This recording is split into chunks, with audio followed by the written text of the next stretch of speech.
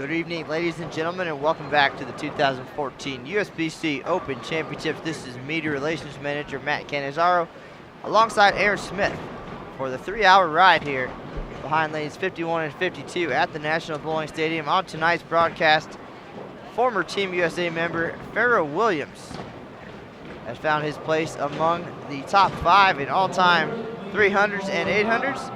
And joining him on the lanes, two-time USBC Open Championships titleist George Gohagan III. So we'll have an exciting broadcast for you tonight. The 7 p.m. team event coming right up. Practice is wrapping up right now, and it will be underway in just a minute. Thanks for joining us.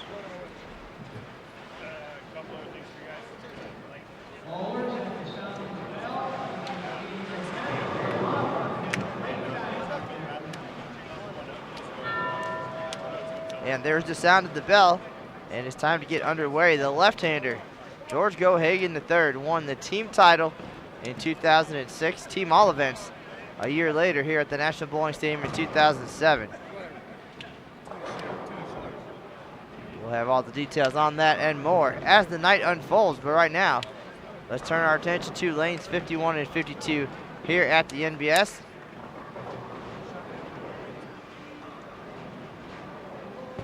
Just want to point out right before we get started here, these two teams did not know each other prior to coming in to the National Bowling Stadium tonight. Frisco Doug Rice, somebody that we're familiar with from back home in the Dallas-Fort Worth area, has put together this team, talented team. It just happened to work out that they were able to pair up like they did. So should be a good time, and we'll talk strategy and lineups here in just a minute. Aaron Smith stepping in, so perhaps he can tell you about all these 10 players. All right, thanks, Matt, and welcome everyone once again. Here we are at the NBS behind lanes 51 and 52. And of course, the mentioned team featuring Fero Williams and George Gohagan III, king of 60 feet. Led off by Gohagan, followed by Austin Kircher, Matthew Henning third, and he's going to be stepping up here in just a second. Marvin Hale will be fourth, and Fero will be the anchor for Double D Marketing Group out of Frisco, Texas. Doug Rice already up there right now. Danny Sesteda taking care of the single pin. Louis Salazar, Rodolfo Corona Jr., and Benjamin Corona Jr. make up their squad. So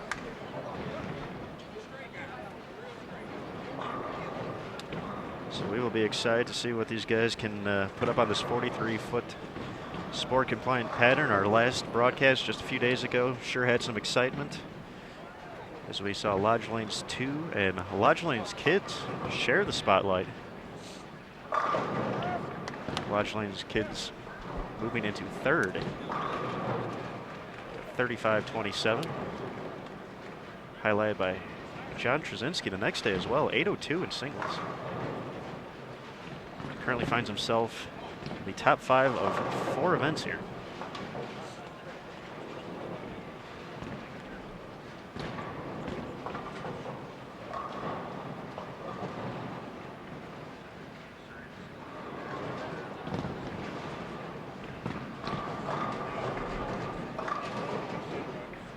All right, Aaron, we talked to Fero Williams here just a minute ago, and I know that you've already set the over-under on how many times you're going to say Emil Williams Jr., because he, of course, our favorite co-worker, has already chimed in, said he's going to be tuning in to tonight's broadcast, and we do appreciate the support. But Fero Williams, former Team USA member, got to spend some time with him down in Florida at the Tournament of the Americas. Always a pleasure to watch him bowl. As you'd say, he sure gets a handful and throws some pins around, so no doubt we're going to see some shrapnel here tonight during these 3 games of the team event. And Mr. Williams 1 for 1 so far, but a lot of talent on this pair. We may not be as familiar with the team on lane 52, but certainly some international experience there. We did a little bit of research earlier, and these gentlemen proudly bowling for spots on Team Mexico. And I know Frisco Doug would certainly go out and recruit some very talented players, so we'll see. The strategy here, according to Fero, was to burn up a nice spot between 5 and 10 during practice and then migrate left slowly as the night progresses. So him for sure, he can get left and boom on it. Also there's 2 lefties on the pair, so. 2 lefties throwing a little bit of shine there tonight. Equipment not as dull as the right-handers.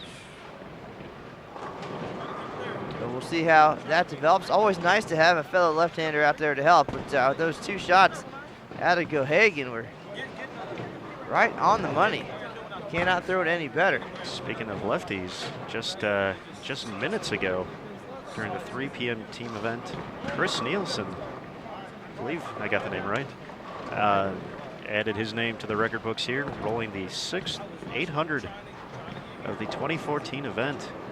The lefty put up games of 269 and 279, and then stepped up in the 10th, needing the first 2 and 6, and he got the first 2 and 6. Had a little flair for the dramatics on the final ball, leaving the big 4, but 6 was plenty for another 800 here at the 2014 event.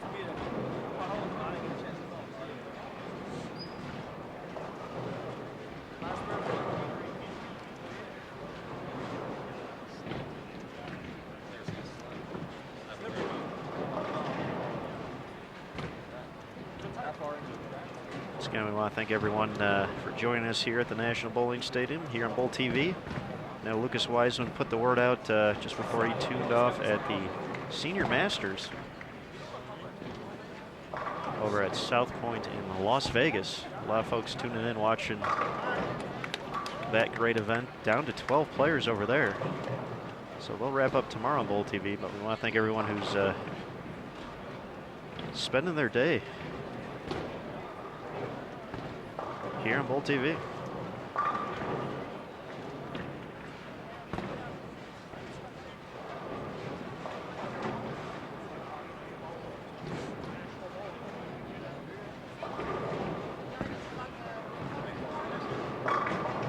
Nice shot by Marvin Hale. Like a Storm Marvel S in his hands. It looks like Fero's starting with a Rotogroup Asylum. Well, Mr. Smith, I was down in the settee area prior to the start of tonight's team event, and asked around, looked around, and saw a lot of Storm and Rotogrip balls on the rack. One of our left-handers throwing a Brunswick Mastermind Genius, but other than that, and a Game Breaker sitting on the bench there. Other than that, a lot of Storm and Rotogrip, and we'll try to keep tabs on what's what going down the lane. Right now, nothing but pins in the back of the pin deck there. You got the pro version. I'm just I just said, "We're tournament tonight?" Hey, I walked in and said, "We're a tournament tonight?" No, I just said, "Change the line." With the lines on it. You got the it's the brilliance. Come on, man. I didn't even put out the line. You got right. You got contrast. Yours is the same. Hey, ours on the side.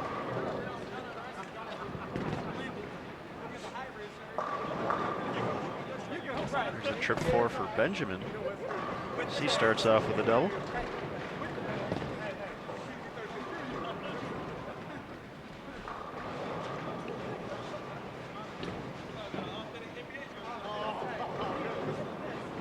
Uh-oh, wide right for Frisco Doug.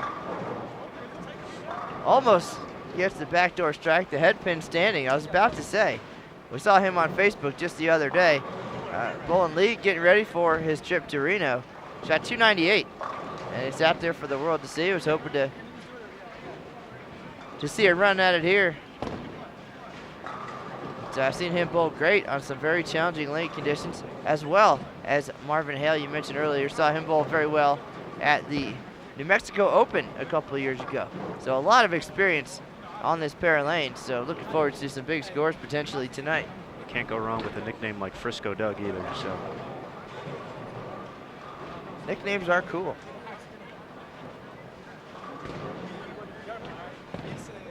Even sidekicks have nicknames sometime.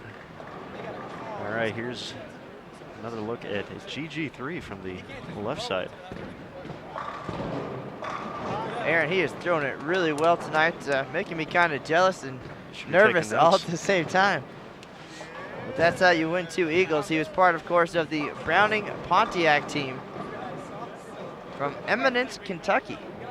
Took home that team title in Corpus Christi, Texas, back in 2006. 34-96 was their score, and at the time, that was in the top 5 all time. But we've had a high-scoring year here in 2014. 35-61 is the number on top. It's going to take a whole lot of George Gohagan strikes to get there, and then, of course, Browning Pontiac came back in 2007 and ran the marathon. Took home the team all events title, 45 games, and in dramatic fashion.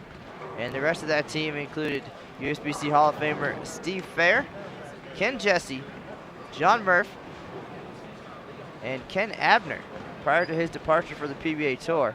And that team has transformed a little bit here in recent years, and Steve Fair has stepped out, and Jeff Fair has now stepped in, and some moving and shaking. They took out, I believe it was John Murph, who did not make the return trip here in 2014, and was replaced by Ron Pollard Jr. And they bowled very well. Led by Ron Pollard Jr. They actually shot 3,500 here at the National Bowling Stadium earlier this year, and dramatically finished with 1285. The second highest game all time here at the Open Championships, but ironically enough, they were not the high team on the day. They shot 3501, and then Jeff Riggles and the 11thframe.com guys came in that night, shot 3502.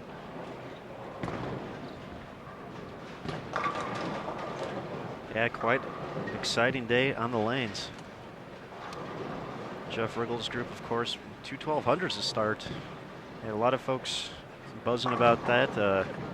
Came up a little bit short in the end, but that very talented team did something they've never done before, so added a 3,500 to the resume. But of course, the number on top, 3561. I can't believe we haven't mentioned it yet. We're already in the third frame. But motion plus lanes. Oh, did you? No. That's all right. Like you said, you don't listen anyway when I talk, which is fine.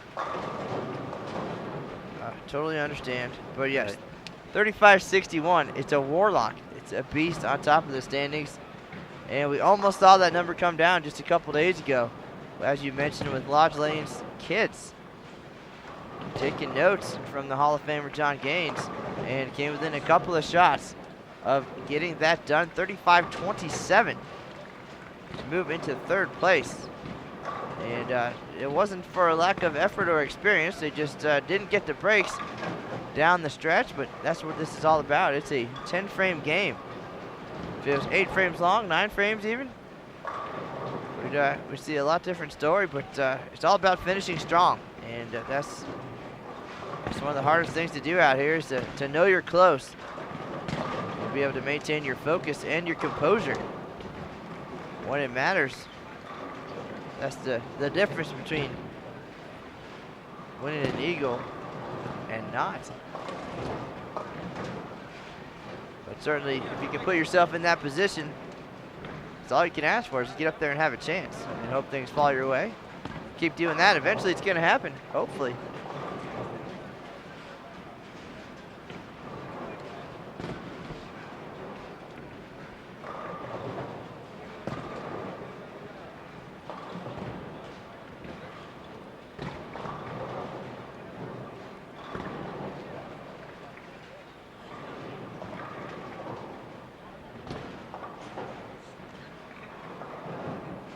Gohagan standing almost in the left gutter, but drifts quite a bit right, sliding about 15, and just piping it, as Chris Hester said.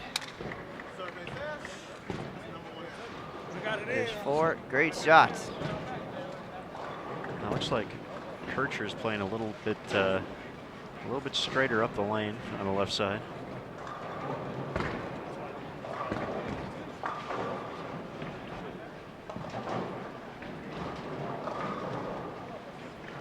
Unable to get the 10 to fall out on the mixer.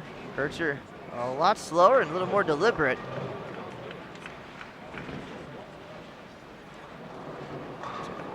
Interesting to see the two different styles and how they're going to fare here tonight. Kircher throwing a shiny Mastermind Genius from Brunswick. So I actually had the very same conversation earlier today about the team event. I practiced on the team pattern downstairs on the track showcase lanes because that is the best place to get an idea of what to expect. The same pattern, same lane, surface, same oil, same everything. And we talked a little bit afterwards about what the right surface was, what the right combination of surfaces might be to attack this pattern. We've heard from a lot of bowlers who have come through that you don't need a lot of surface for this 43-foot pattern, and you certainly don't need to work too much as a team to break it down. That could almost hurt you in the end. You want to just go out there. It's pretty developed to begin with at 43 feet, and the volume allows for some hooks, so you don't need to burn it up too much. You can go out there with some light surface or even some shiny stuff. We've seen it all, anywhere from a couple thousand grit Abralon to even a pearlized ball.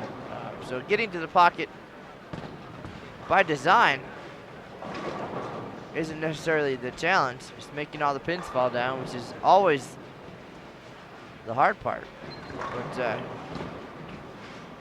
we've heard some feedback that perhaps the worst thing you can all do is play on top of each other. So go out there, get where you're comfortable, and I think you'll see you can get the ball to the hole.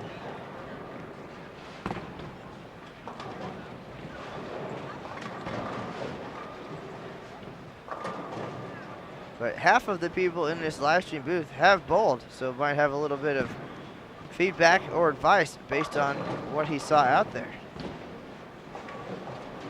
Well, despite all of my vast experience behind the cameras, I did not necessarily translate to my teammates listening to me. But yeah, for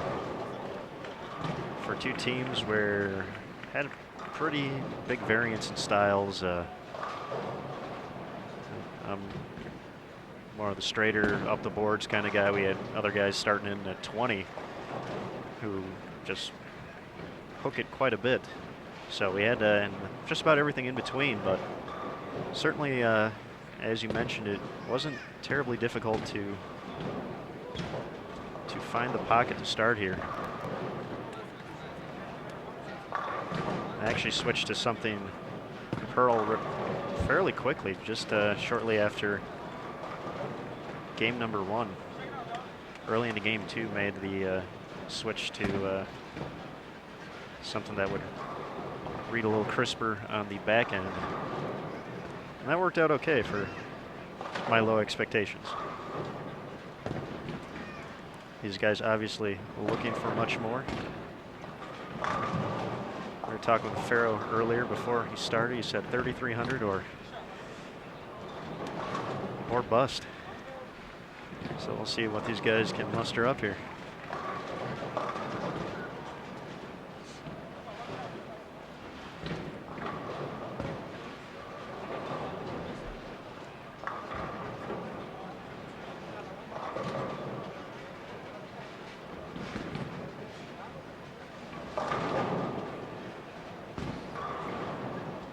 Well, these patterns always designed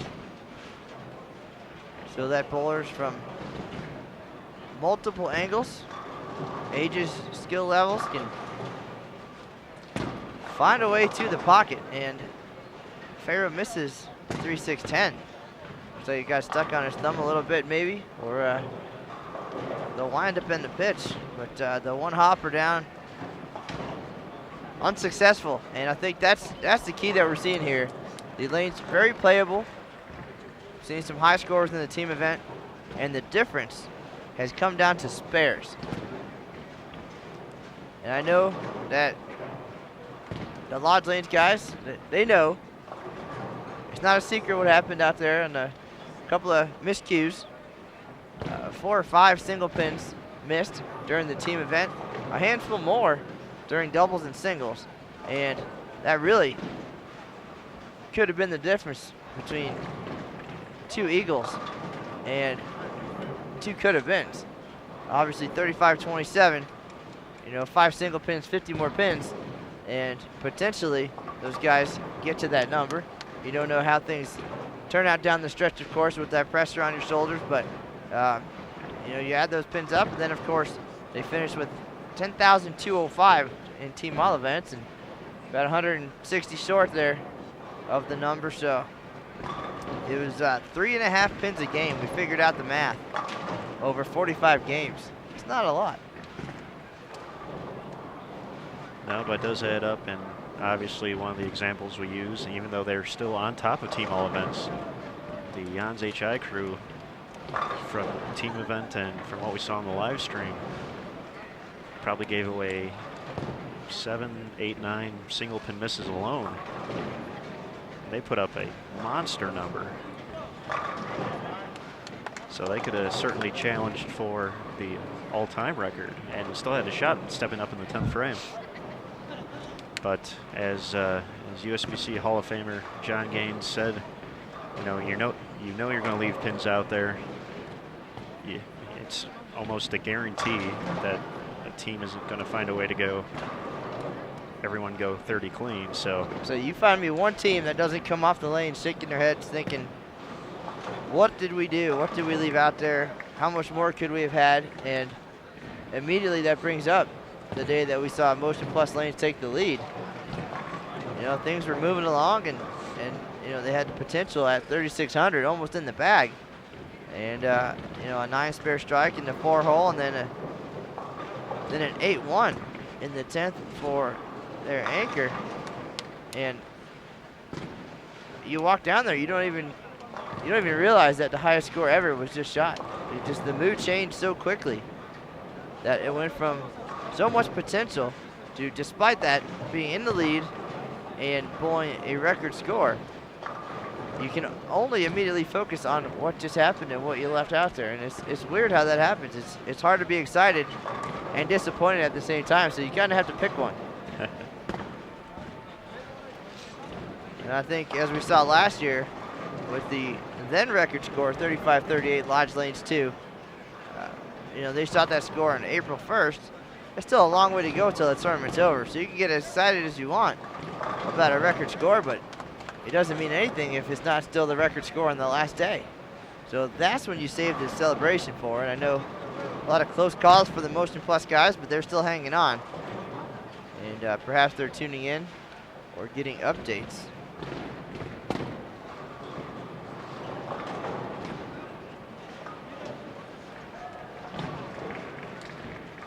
all right, here's Fero up in the 5th, looking to bounce back from the miss of the 3-6-10. That looked like a ball change already. It worked. Aaron, we see a comment in the chat room about these two teams, and Mr. Elliott, you are correct. They did not come here together, and as single teams, they were paired up, and it just happened to work out. They are both very talented groups. Mr. Doug Rice, great bowler from the Dallas-Fort Worth area, and members of his team have competed for spots on Team Mexico. So they certainly have quite a bit of experience, even international, so to speak, as well as Fero Williams on his team, a former member of Team USA. So if you're going to get paired up with a random team, this certainly is a good deal. Yeah. Mr. Gohagan throwing bombs. Just the one miss there in the 5th frame left the bucket. Might have got a little bit faster than fast, but back on track there with 5 out of 6. And I'm pretty sure you can get on the ball like GG3 there, so you should just do that every shot. I certainly can throw it fast. I don't know if I can get the hand in there. It would be more like that shot. That is very Canizaro-like. out of Austin Kircher.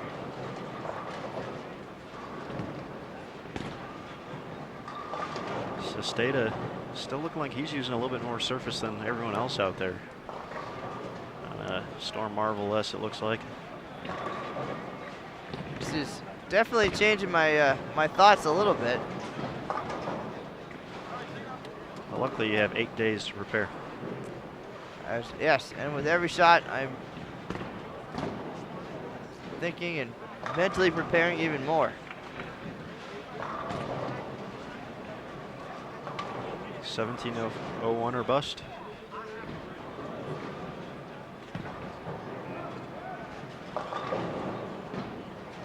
$190 a game. You got that in you.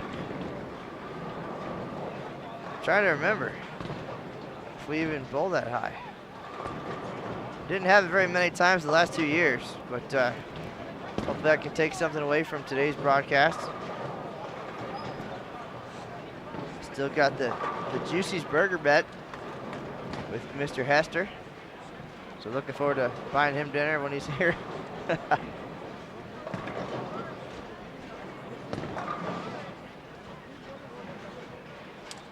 So Salazar looks like he really likes the right lane, but finally gets his pair there on the left. Perfect on the right. And now Corona's going to step up, try to get the first 3-bagger for Double D Marketing Group.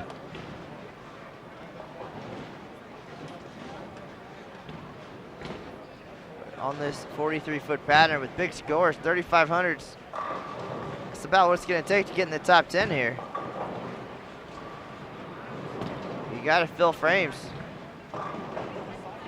And the lanes, again, they're kind of open to begin with, so there's not a grind out the first game in half and then it'll open up and the big scores will come. They're out there. Got to go get them. 1268 for motion plus lanes right out of the gate, and they never looked back. And kind of fizzled out again, as we said, to a point there late in game 3. Well, fizzling out to the highest score in tournament history. Yes.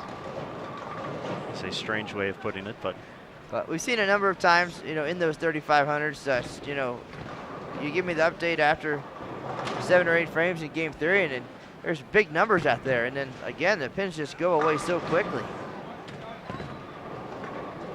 And it was the same for our 123bowl.com. Shot 1299, the highest game in tournament history. And with 2 frames to go, that could have been a whole lot more. certainly so. Had I think there was a pocket 710 in there. The 9th frame, 2 rails by the 4th bowler in the 9th and 10th, working on the front 8. So they certainly could have had a lot more. 1,300 definitely, definitely, and change. But a record's still a record.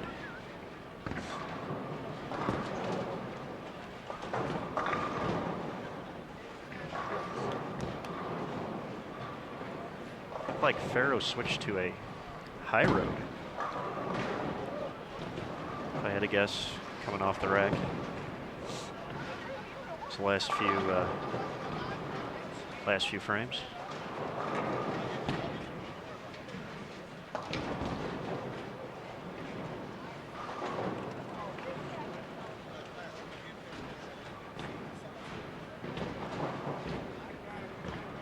Aaron, if you had a guess right now for Gohagan, 0 gravity? I would think so. It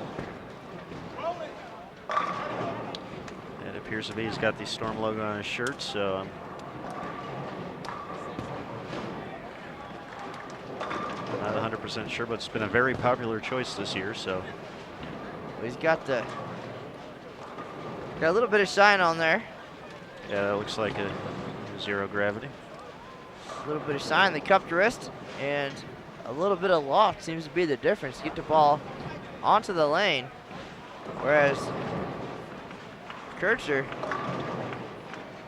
sets the ball down a little bit earlier. And I think after the washout on the right lane, maybe tried to make that one hook there on the left. I know that's kind of what gets into your head there. figure if you missed the last one at the bottom, get a little bit extra. And now he's looking at the 2-7, the baby split.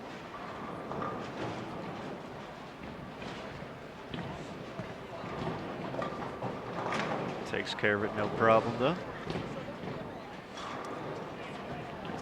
All right, here's Salazar on his good lane. So far here, 52.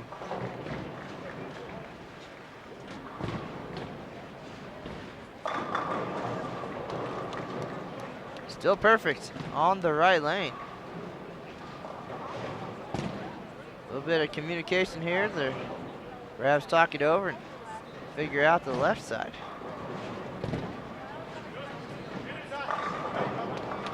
All right, nice shot from Henning there, going a little bit more direct than some of the other guys on his team.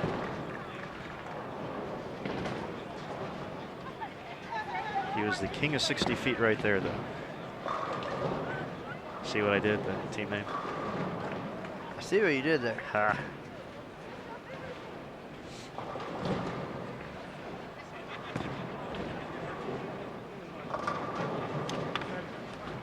Corona mixes them up there. Like a storm sink. I think Hale's gone to a zero gravity as well. That one does not make it back though.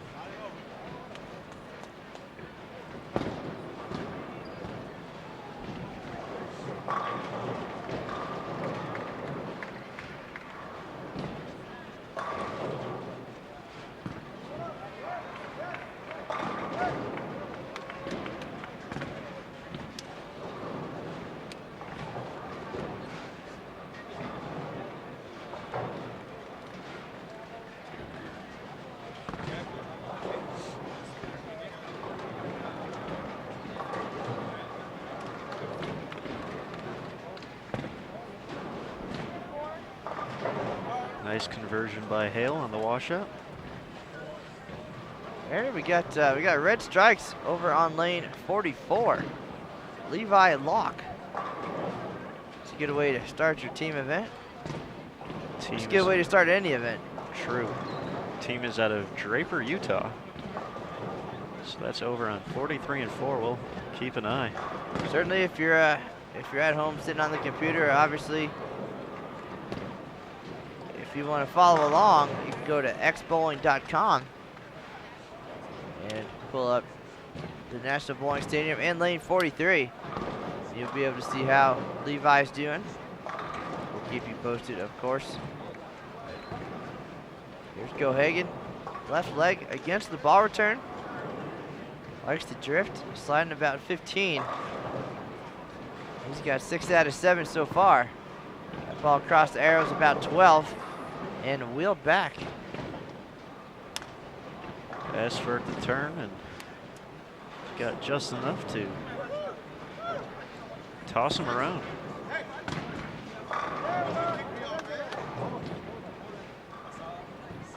Doug Rice adds a strike of his own. He's clean through 8 frames here.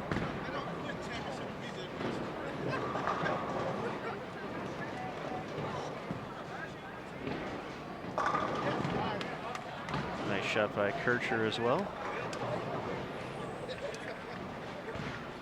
Fero had the opportunity to be the 2012 Open Singles Bowlers Journal champion back when it was still a 4-game event. I believe he ended up winning with 1,005. Just cracked the 250 average mark for all 4 games. Of course, the Bowlers Journal was off-site in Baton Rouge. Now we have it right next door here at the National Bowling Stadium on the high end of the house. Got the wall separating it.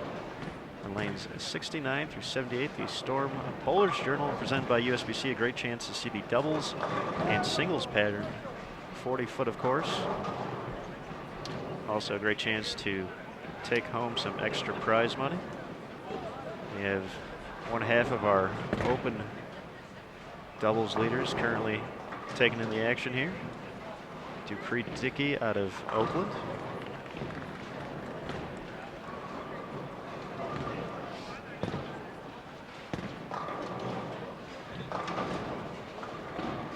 Always some excitement going on over at the Bowlers Journal. We've had a busy week and record numbers this year, so check it out. That's the Storm Bowlers Journal Championships presented by USBC, held last year under the same roof as the Open Championships for the very first time.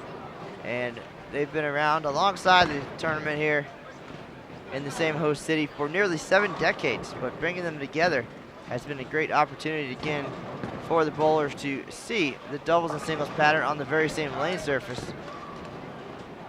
So a little bit of practice, a little bit of prize money coming your way potentially. A great opportunity.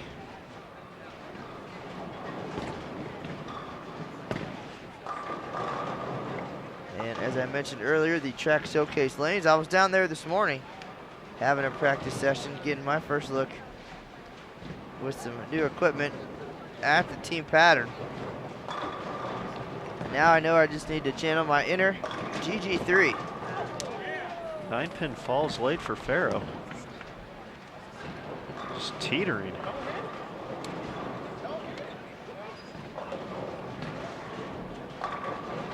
That said, I can't do that to Fero. Politely fell over.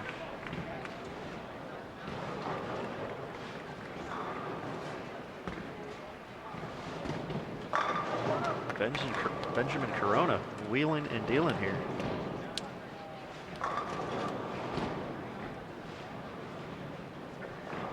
Strikes starting to add up here. The latter half of game 1. We'll be here for all 3, of course.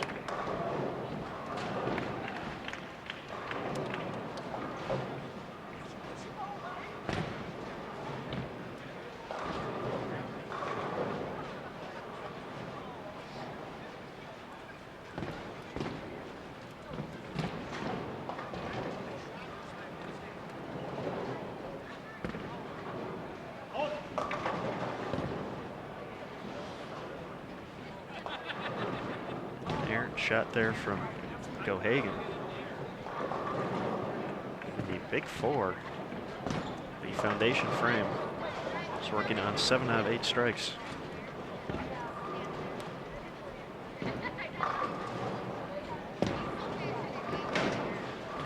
Takes the 1.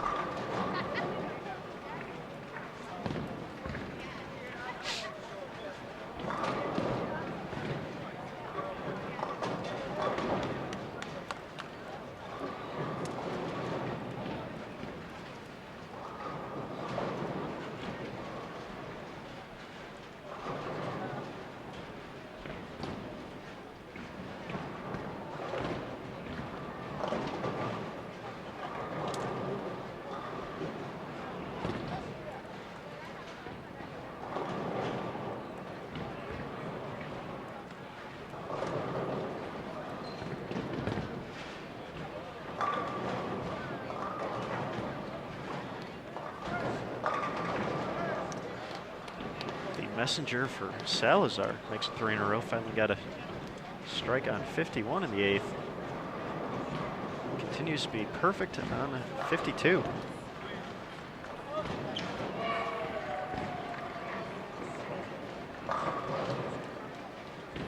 Levi Locke's run of strikes ends at 7.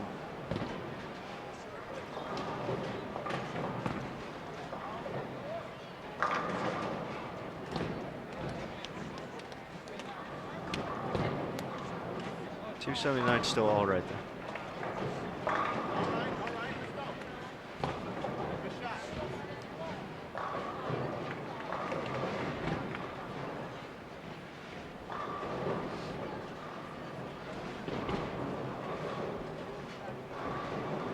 All right, so I feel like I just walked in the door, and now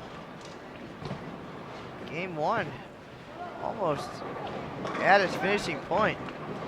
And a couple of these guys are getting pretty deep here in game 1. Should be interesting to see. We haven't seen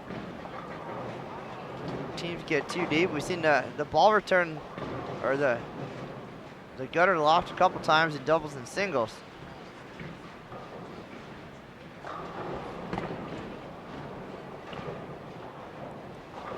But we'll see.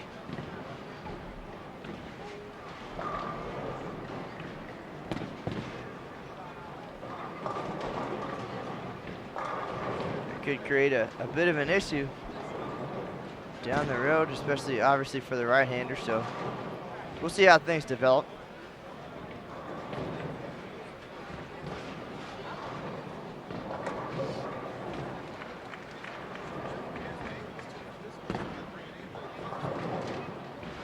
It's always interesting to see how different groups attack the pattern. Obviously, one of the more intriguing maneuvers last year we saw on a special broadcast featuring Jeff Carter and Chris Johnson, that they actually threw some plastic during the team event. We saw a few folks try that during the doubles and singles the past 2 years. But they knew with their higher rev rate that they were planning to kind of open them up and gonna have to move left anyway, so they tried to build a spot, even though a lot of folks have kind of gone away from that in the team event here. So, and as we mentioned, these teams did not plan to cross, or originally did not come to the Open Championships together. But we do have a lot of talent, these 10 guys, so 5 in a row for Fero there after the Open. Still has 250s. Made a great ball change in the 5th, switching to a high road. Has been perfect since.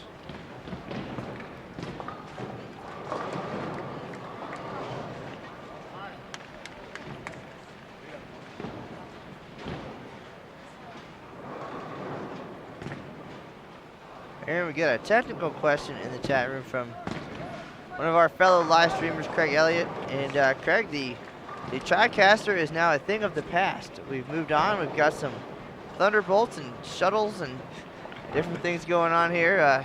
Obviously, you see the 3-camera setup this year compared to a little bit different in the past. And we've downsized everything, streamlined it for sure. A lot easier to put together and take down, and a lot easier to transport. Just one case fits everything, and all runs through our MacBook Wirecast. Pretty soon we won't have any wires or anything. It's all going to be a very simple process. I guess the quality a lot better with the HD capabilities as well. Certainly great internet connection here at the National Bowling Stadium. Gohagan with the ball change. I don't know, did that happen previously, or is that just a fill ball?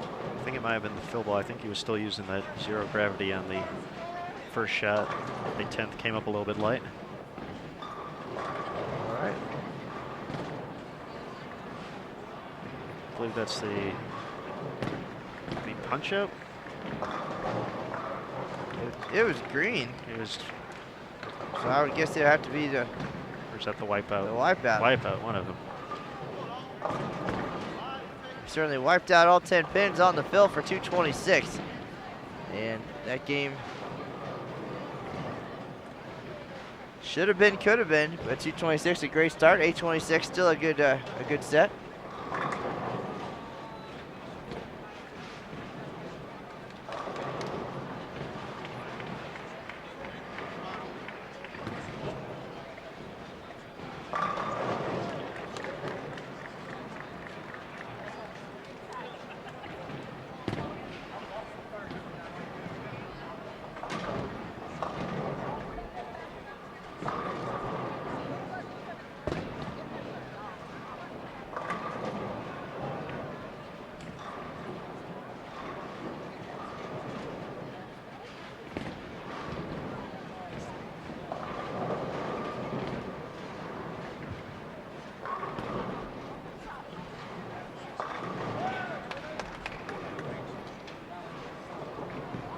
Nice break for Sesteta there. Great conversion by Austin on the 3-7.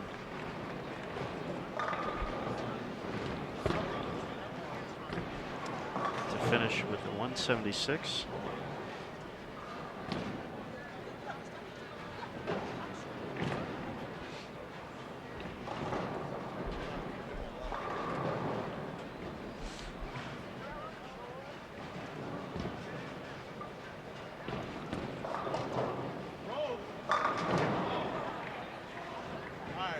Nice shot by Henning there, unable to get the double though.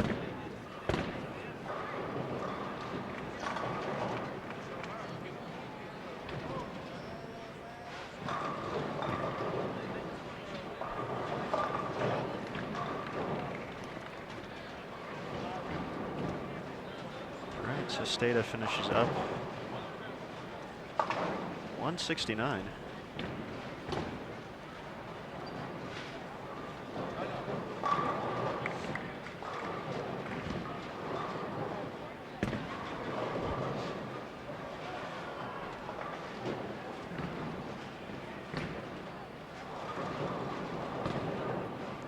Both of these teams can get to B plus here for game one, but gonna have their work cut out for them. They want to get to the leading total of 35-61 up on top.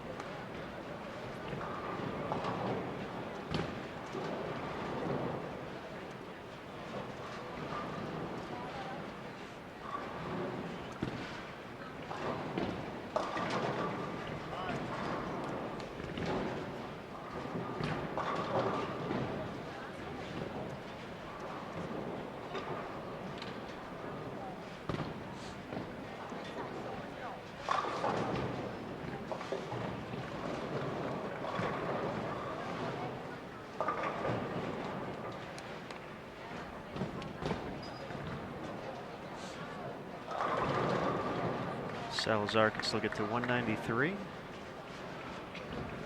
Hale can match him. 3 strikes here.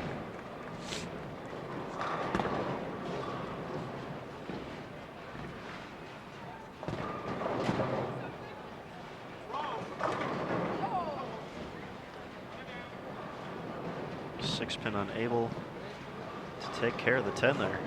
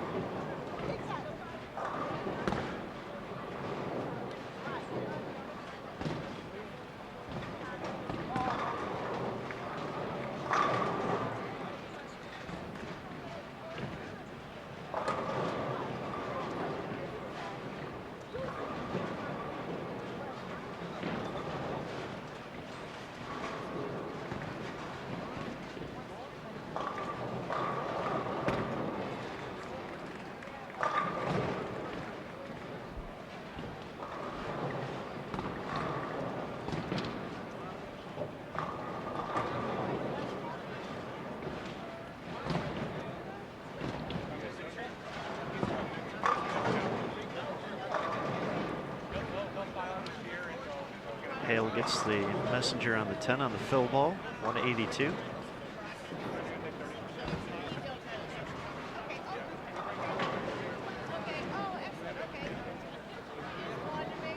So 1,010 still out there for King of 60 feet.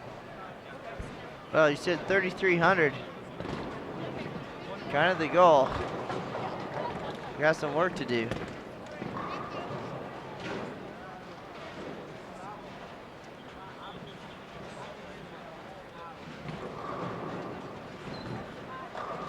Double D Marketing Group can get to 1,003.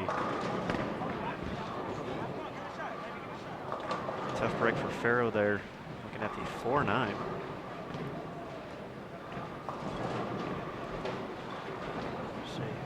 Fero and his team off to a much better start than the Miami Heat. A lot of chatter out there. The Heat down 73-49. Holy cow. In the third quarter. Not looking good for my hometown team.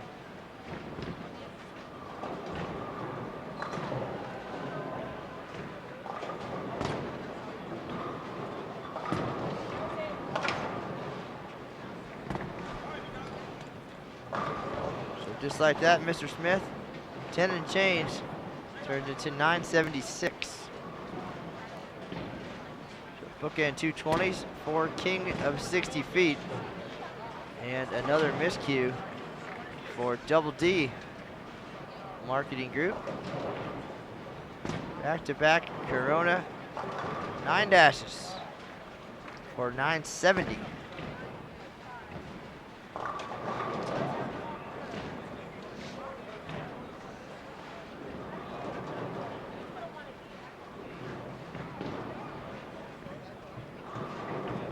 Wasting no time here. George Gohagan back up there, sticking with the ball change, it looks like.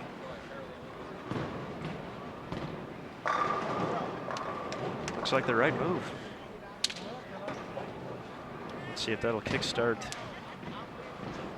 his team right here. So I might rewind here to see what happened in the 9th frame to prompt that.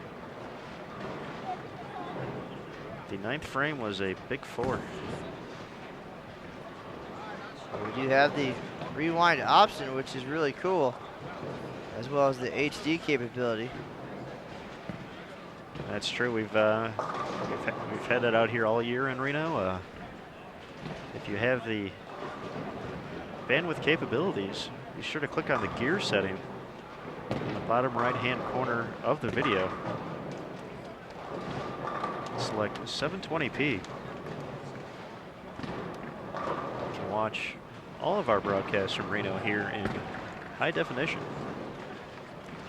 Going looking back, looks like the Big 4 just got it in and paid the ultimate price. That's what sport bowling is all about, of course. A premium on shot making and spare shooting. It seems like all mistakes are magnified. For some, it's always the worst possible result.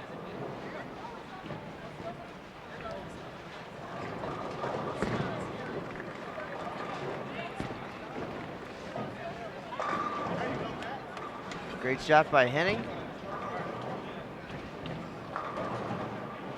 There's a name we're going to be saying quite a bit pretty soon.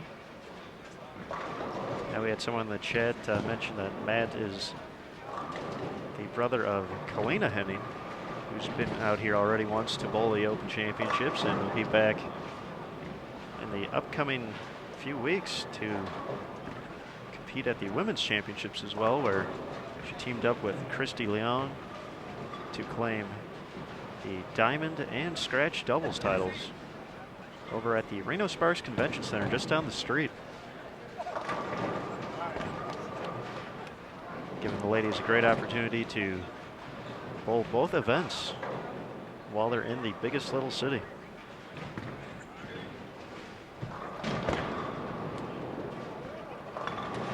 And we'll have plenty of live stream coverage left to come from the RSCC as ladies start making their way to Reno for a long trip to participate in the USBC Queens starting June 27th. Sure, we have 7 live stream broadcasts left from Reno this year. 5 of them will be coming from the Women's Championships.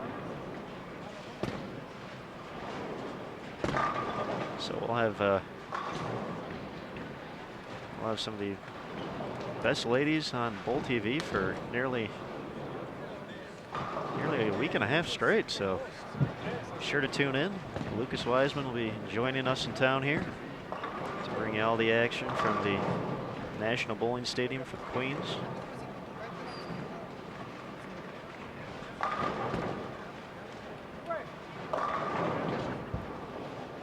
Looks like I'll be getting to talk to Lucy Sandlin in a few days here.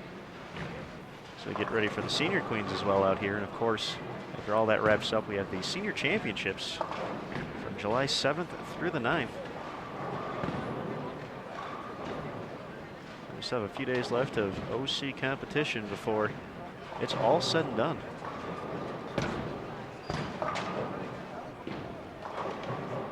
Always looking forward to seeing those ladies come to town and take advantage of all the opportunities, everything they can do in one trip here in one plane ticket. And they'll be back and forth between the 2 venues because for the 2nd consecutive year, we do have both events in the same host city. Happened for the first time last year, and many players coming in bowling both events. And then next year, even better, the ladies return to the National Bowling Stadium and will be joined by the USBC Mixed, a brand new event that allows friends and families to travel and bowl together So the men who come and watch the women's championships will get a chance to bowl too. And it'll follow the same format and divisions as the WC.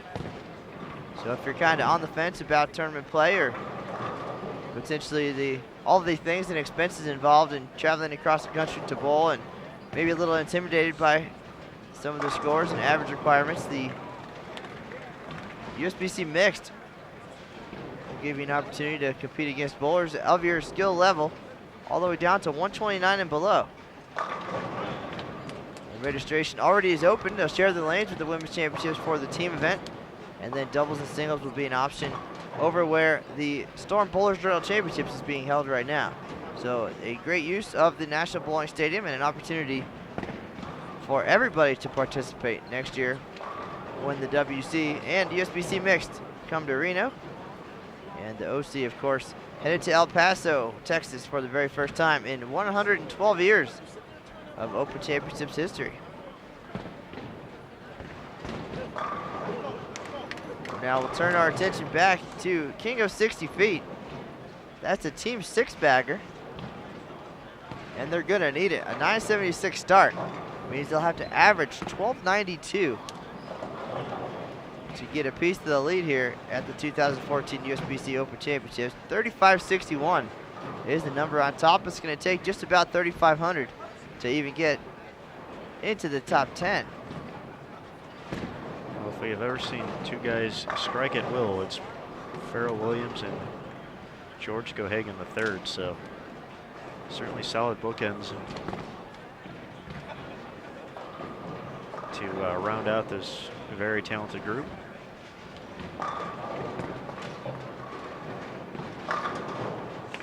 Nice shot by Corona there.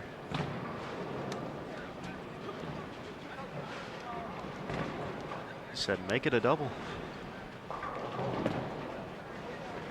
A perfect second frame for King of 60 Feet. 9 out of 10.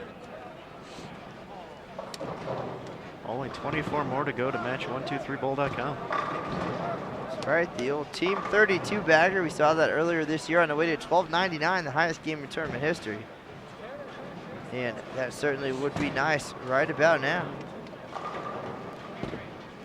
But if you're just joining us, this is Matt Canizaro and Aaron Smith. We're live behind lanes 51 and 52 at the National Bowling Stadium 2014 USBC Open Championships. Right now it's all about King of 60 Feet.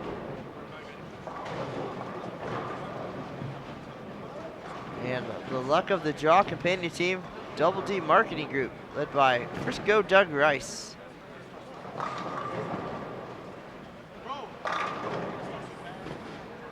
And away we go, Matt. It's like deja vu. Gohagan started game 1 with 4 strikes, and was it 8 out of 9? 7 out of 8?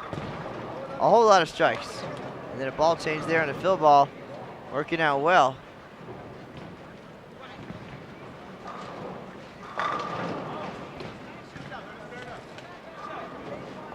Kircher, another 9 count. Taking notes. But you're pretty good at getting 9 already, so. Sometimes it takes 2 shots, but I can get 9. Definitely not as smooth as Kircher. You sometimes like to put the ball down early. Now I'm thinking about working on getting it out there a little bit. We'll see. A lot can happen in 8 days.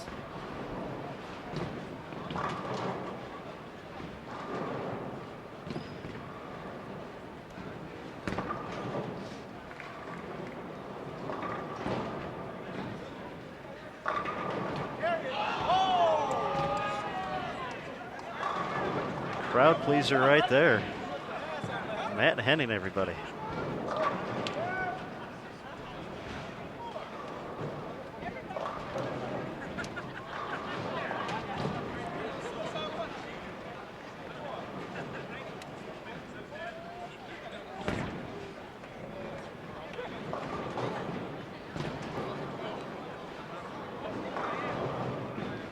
It's all about putting on a show.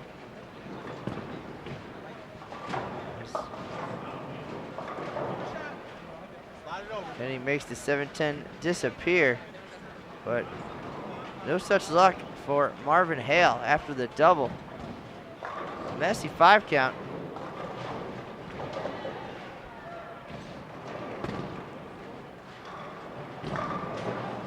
Rodolfo Corona.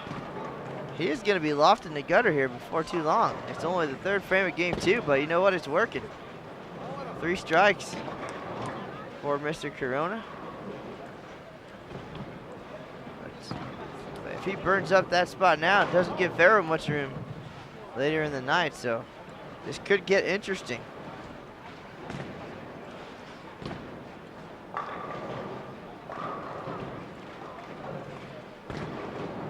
Benjamin not too far behind. The middle of the lane getting beat up here.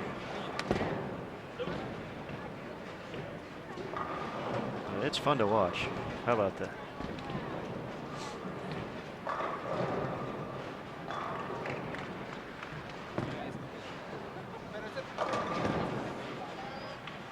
Fero takes care of business in the 3rd, 3 for 3.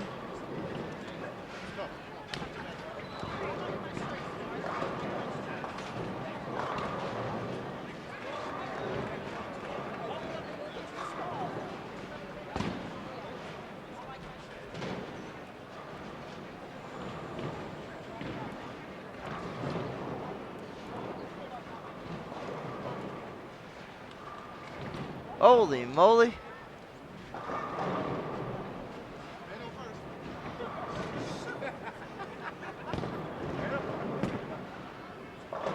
How his arm didn't just come out of the socket, I have no idea.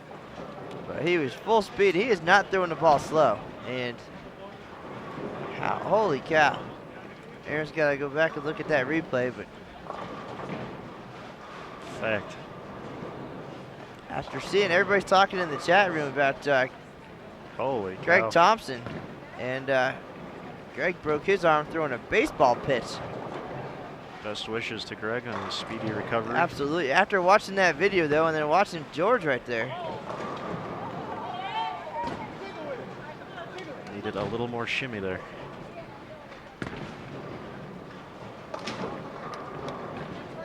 But yes, I am sore after watching that myself, so.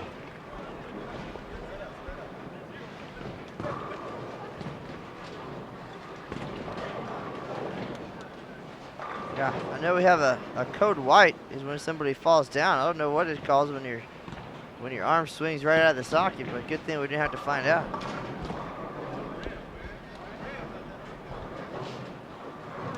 Yes, if it doesn't feel right, always good to reset, preferably not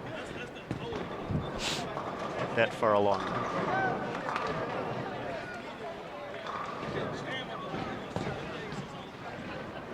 But it appears no one was hurt, so we're all right. We're back in business. There's Danny Sesteda hurting some pins. He's got 4 in a row. There's a ball change by Kircher. Looked like he went to a Roto Group Asylum after starting off with that mastermind genius.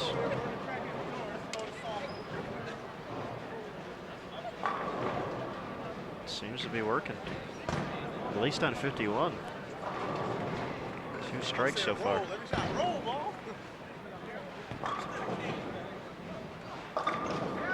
Still playing it in my head as far as the ball surfaces.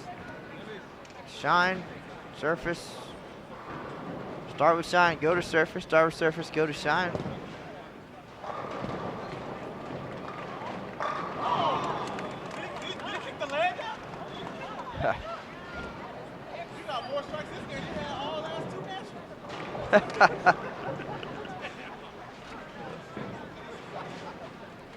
Fero's making everyone laugh here. Guys on the other team, the crowd. Always a comedian.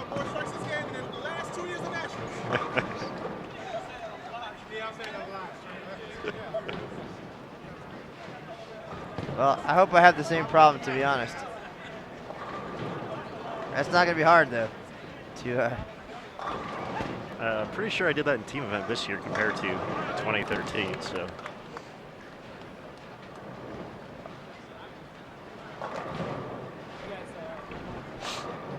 think got nearly 360 folks taking some time out on a Thursday evening to check out Fero Williams, former Team USA member, along with two-time Open Championships titleist GG3 George Gohagan III.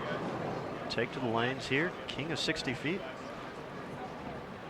They did not come to Reno with this crossing team. Double D Marketing Group out of Frisco, Texas. But these two talented teams are throwing some strikes up there here in game 2 after a bit of a slow start and a little bit of poor spare shooting as well in the opener. But when you strike this much, you don't have to worry about shooting spares.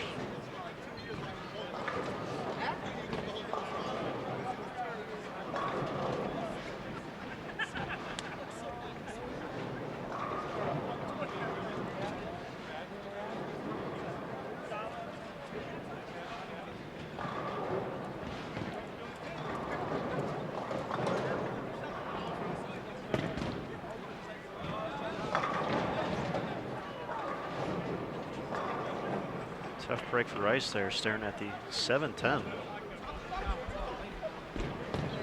Benjamin Corona is looking for a re-rack, and he's looking for a lane hunter. He's asking random people up here by accident. But he's ready, back to business.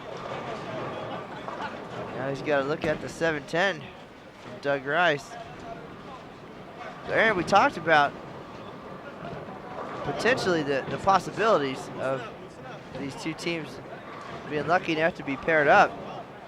But again, as everybody's clearly pointing out with some of the folks pretty deep here early in game 2, how is that going to affect things down the road, especially for Fero, whose plan was to migrate creep left even. We'll see. It might end up being a huge move. Still early, still striking, so I don't think anybody's too worried right now. A lot of strikes up there so far for king of 60 feet. Sesteda had the front 4. Now he's staring at 4 pins up there. A big 4 in the 5th.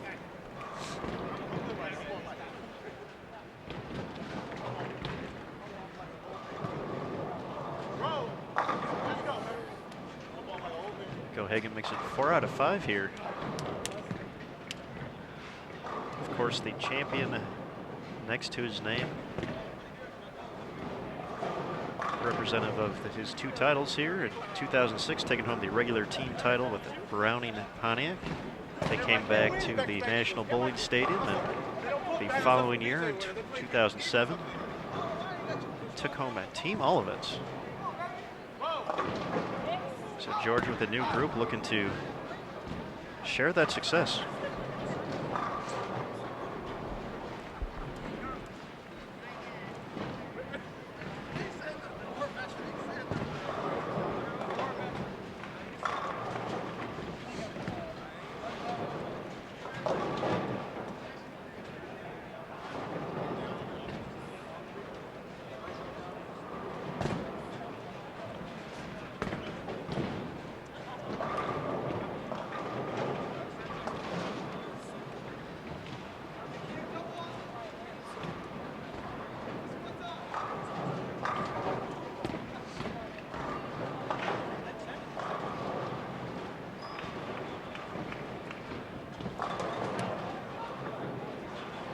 Back-to-back of big 4s there for Double D Marketing.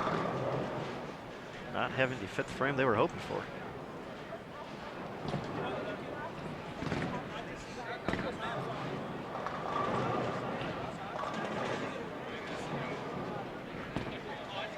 Well, if you're just tuning in, this is game 2 of 3 in this 7 p.m. team event.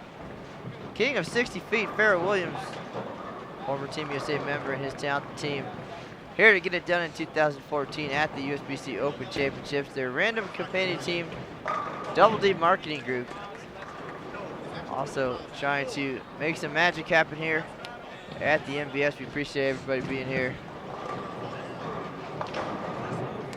976 in the opener for Fero and crew.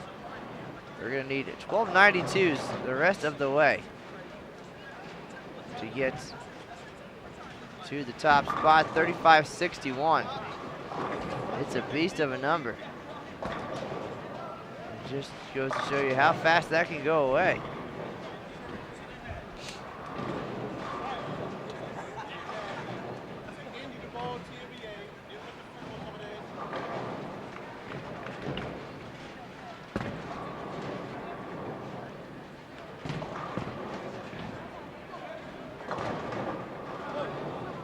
Hale sends a pin at the 10. Does not catch it. It's a pretty good offering after the split on 52 last time.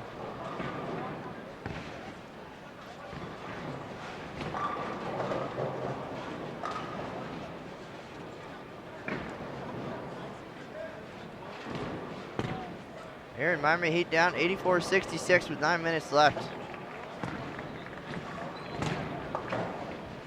That's pretty sizable. Well, hopefully we'll get some excitement here. I guess that's good for Spurs fans, but we'll see if Fero Williams can give us something to cheer about. He's got the front four. Shot 221 in game 1. 4-9 in the 10th.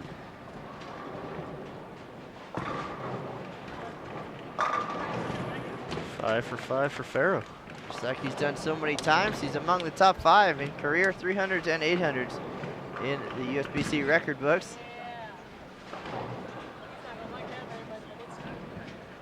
Got the crowd approval.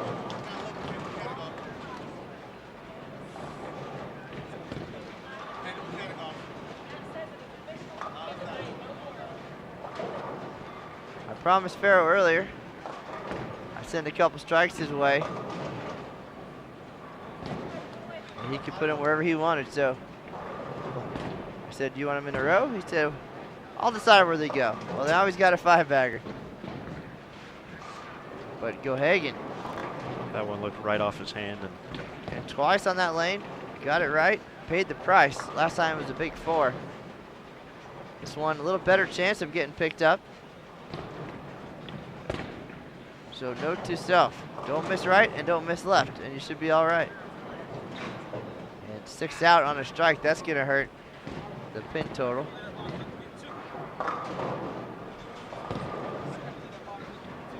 We got 8 days to figure out how to not do either of those things. Maybe I'll learn something reading our story tonight about the 800. Our 6th 800 of the year happened on the team event at 3 o'clock today. A left-hander getting in the mix. Graham Fa, of course, the left-hander from Urbana University, bowled the first of the year, 836 with a 300 game. He only bowled the team event. Helped his team into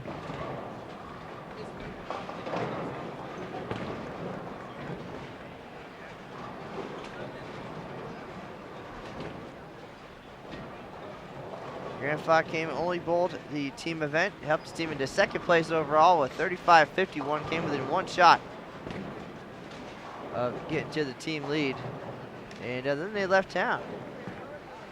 So they had, Graham and his Urbana teammates had bigger fish to fry that week and made it all the way to the Ex-Bowling Intercollegiate Team Championships final, where they fell to Emil Williams Jr.'s alma mater, Lindenwood University.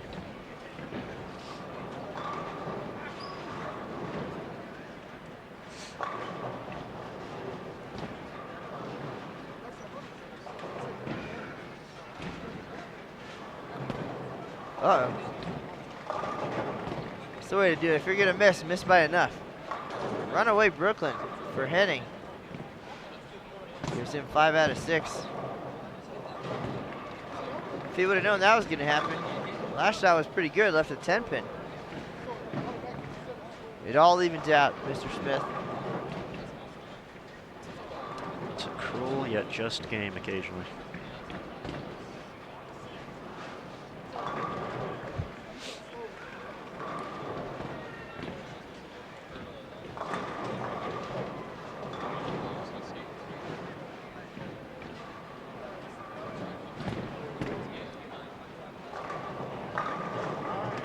somebody who knows a little bit about striking here at the Open Championships. Warren Crawford checking in the chat room. Welcome. Alex Cavagnero in here as well. His team made a run last year at the team event and team all events. Came up a little bit short.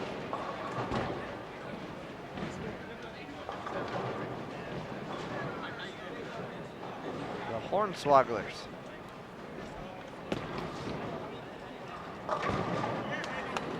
Some valuable lessons learned on the way to that, I'm sure. Sometimes you got to get close and learn from those mistakes. I believe it's been said that sometimes you learn more from losing than you do from winning. Very, very true. Some 10th frames I know they would like to have back there from last year, but it's all about gaining the experience to perform when you find yourself in that situation the next time.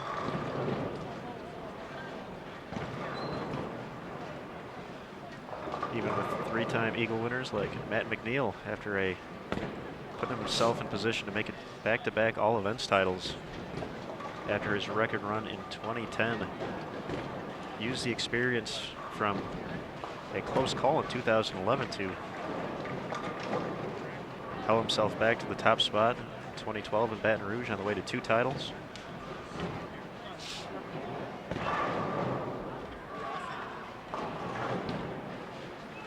Yeah, second chances are always nice.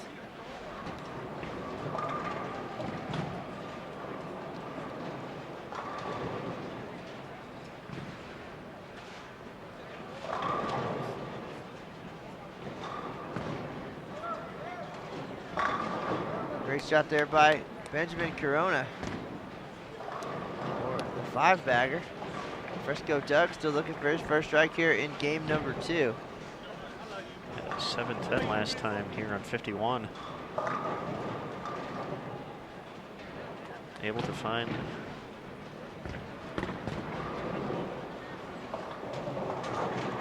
the right look here in game 2 after 226 in the opener.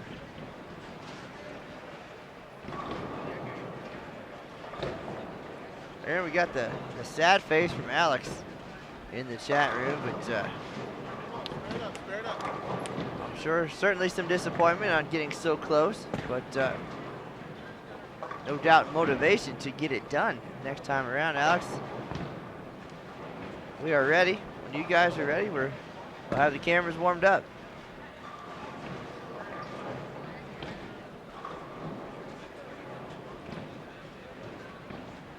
As I mentioned, the cameras are going to be getting plenty of work the next few days. We still have another 2 live streams here from the Open Championships planned.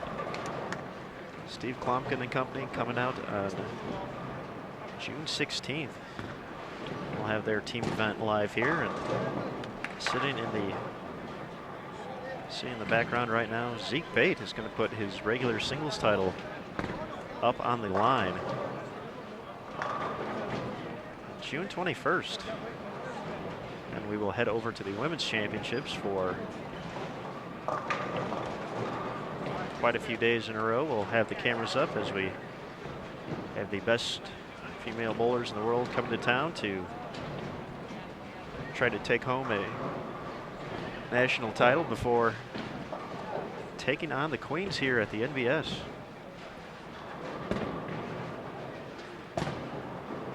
Certainly a lot happening. A lot has already happened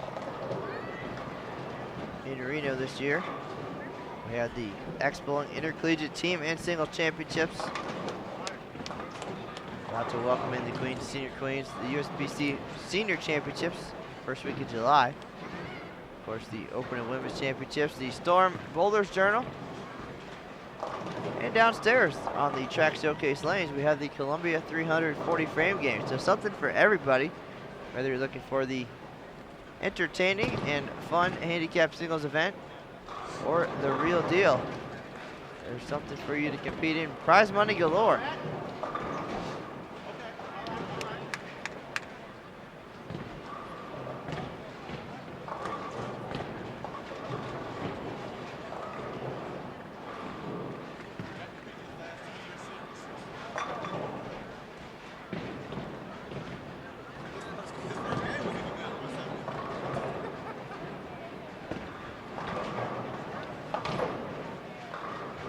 Henning stays clean through 7. 5 out of 7 strikes so far here in game 2. And some kind-hearted ribbing from his teammate Fero.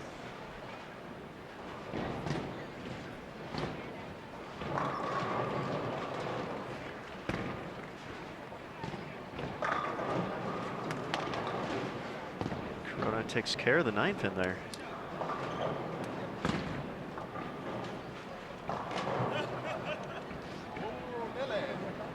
These guys get a little more comfortable out here.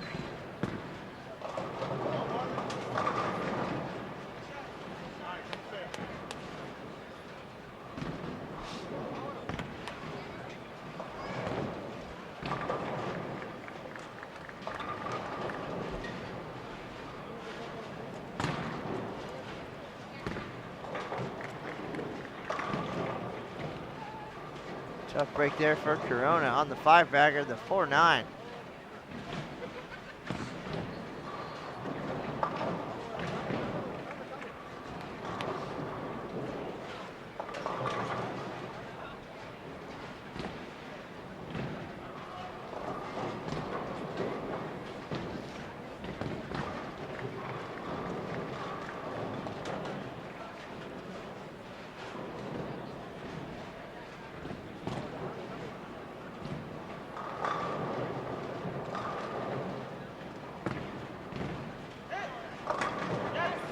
Fero gets it back from way downtown there.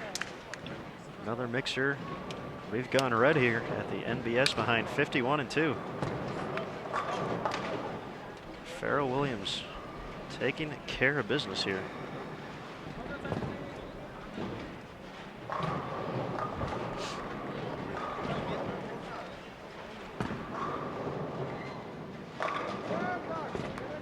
Shot there by Doug Rice. First strike here in game number 2. Comes in the 8th frame. Gohagan trying to get back on track. The lefties suddenly struggling here.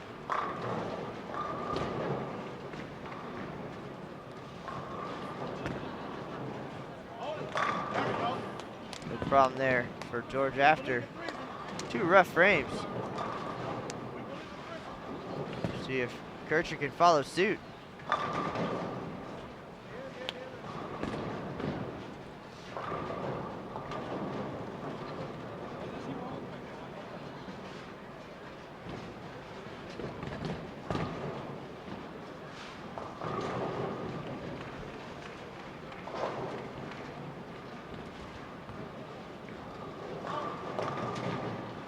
Ball drifts high.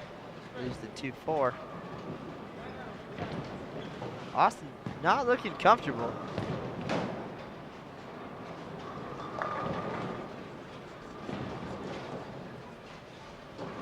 Aaron Smith has stepped away momentarily, but we have a squatter, a special guest stopping by the booth here. It's the Waz, David Waswo from the Sports Schmucks and the Bowler Show. How the tables have turned. Yes, this has been a dream of mine, of course, for a long time to get in here with you. I didn't get a chance last year, but very happy to be in here with you. Got a great pair going here. Obviously, Fero Williams with the front 7 looking good. Didn't get a chance to see the first game. Tell me a little bit about how they did. Well, just looking at the scoreboard, of course, their goal coming in for Fero, 3,300 or bust was the number. Struggled a little bit for the middle 3 guys to really get comfortable. Fero and George both had 220s. Fero had it open in the 10th. Could have been a little bit more. George started strong with the front 4, and didn't really come together there, and a lot of work ahead of them now to try to get to that 35-61. Their strategy coming in was to kind of burn them up a little bit between 5 and 10, and then migrate left and have that spot. But with these 2 teams not knowing each other coming in, maybe that strategy wasn't consistent across the board. And we've got some folks, as you can see, getting very deep here in game number 2, and that's been since early on. So hard to say what's going to happen. Fero doesn't seem to mind right now. He's got the front 7, so we're just waiting to see how things develop. And potentially we're going to see somebody loft in the left gutter here not too far from now. So should be interesting and a little head scratching at the same time. Yeah, these guys look like they're further left than a lot of teams are on the team event.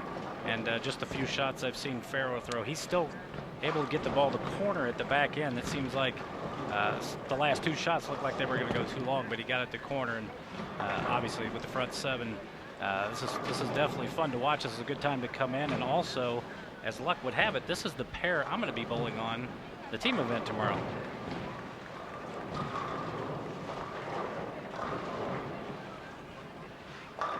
Well, I got the opportunity to practice with you earlier today down on the track showcase lanes, and he threw the ball just like Fero. So I think now you just take some notes. You should be ready to go.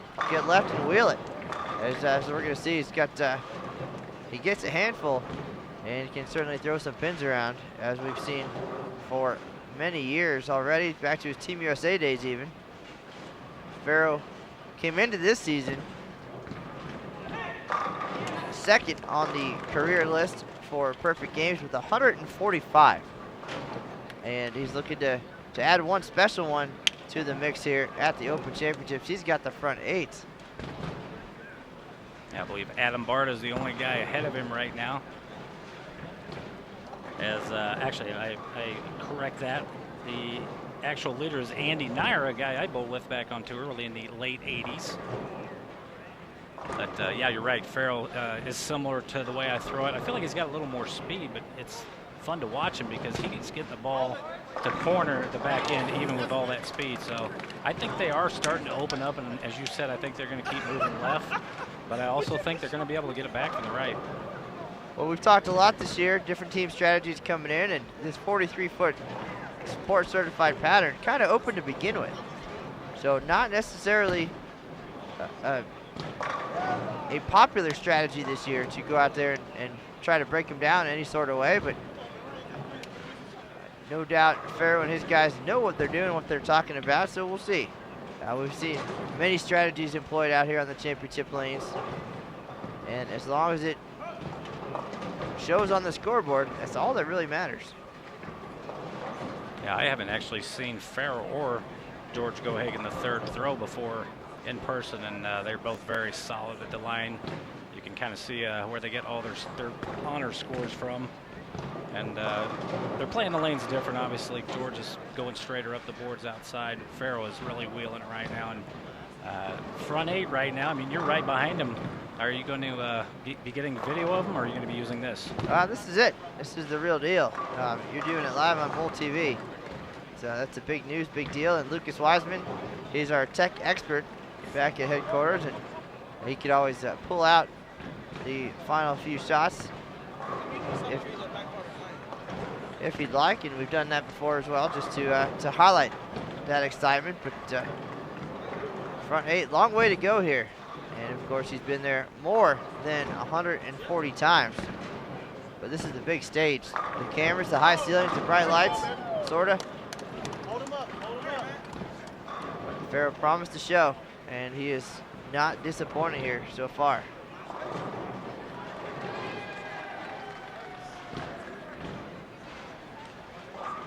We've had a couple 300 games on the broadcast before. Luke Voklander, part of the Matt McNeil's team now, prior to McNeil's arrival. And Matt himself has 2. And we saw Mark London. You talked to Mark right after his 299 on our broadcast here in 2014. A close call, threw a great shot, left a ring 10 pin. Sometimes it's just not your day, but he bowled great overall, shot 2100. As you see, another great shot there by Marvin Hale, and his reward is a cold 8 pin. Yeah, that was a terrible break, obviously, for him. A good shot. This is an interesting vantage point you guys have here in the stadium. I've watched you guys do the stream a couple of nights here ago with the Lodge Lanes guys, and I just think it's neat how this is set up. You guys are right behind them. There's no, hey, we're a long way away. You got a small view. This is a great view, and I'm excited to be on here. I shared on my status the link to the thing, so hopefully a lot of guys are on the way to the video that aren't on there now. they can get on here and watch Fero Williams maybe finish this off. Say we do appreciate your continued support. And once again, Dave Wasbo from the Bowler Show every Sunday afternoon, and you can hear yours truly on there, my own segment this year.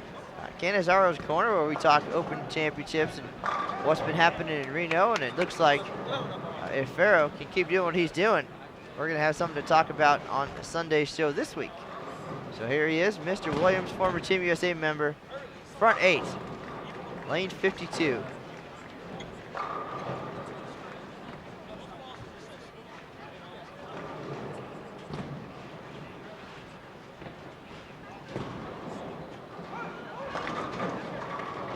I feel like he took a little more time on that shot and threw it well, but left the 4-pin. So his string comes to an end at 8. But don't go away. There's still a whole game left, and still a little magic left. You can listen to Matt on the Bowler Show every Sunday night, 5 to 7 p.m. Central. You can check us out at www.thebowlershow.com, and Matt's segment will be on at 5:40 Central each week. And yeah, it's too bad we didn't have a chance to talk about Fero's 300 possibility there. Actually, I thought he got it in just a little bit also off his hand. I think if you asked him, he would probably say the same.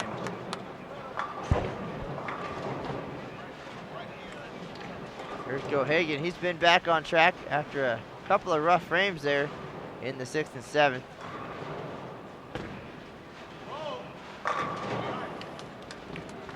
He's been on from the start.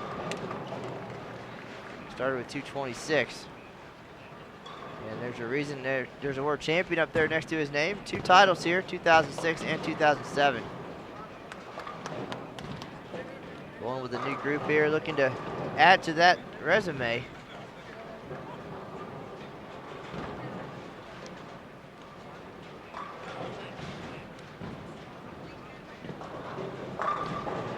Waz, I know you had, of course, the chance to practice this morning and then again this afternoon with your own team. And, of course, you practiced at home for months, practiced at the storm plant earlier this week. What did you learn along the way? And did you kind of get everything reinforced that you had in mind? Actually, I feel like all the chances that I've had to practice on the patterns outside the stadium have played real similar to what we found today. We found at 1:30 when we bowled later on that our team, we had even more hold area in the middle later on. So obviously we had 10 guys throwing, so we had a little more push in there than what you and I had early. But it seems like they're playable, especially in team. Tonight we went over to the Bowler's Journal. Did not do so well, we'll just say that. We had 10 guys throwing. 609 was high.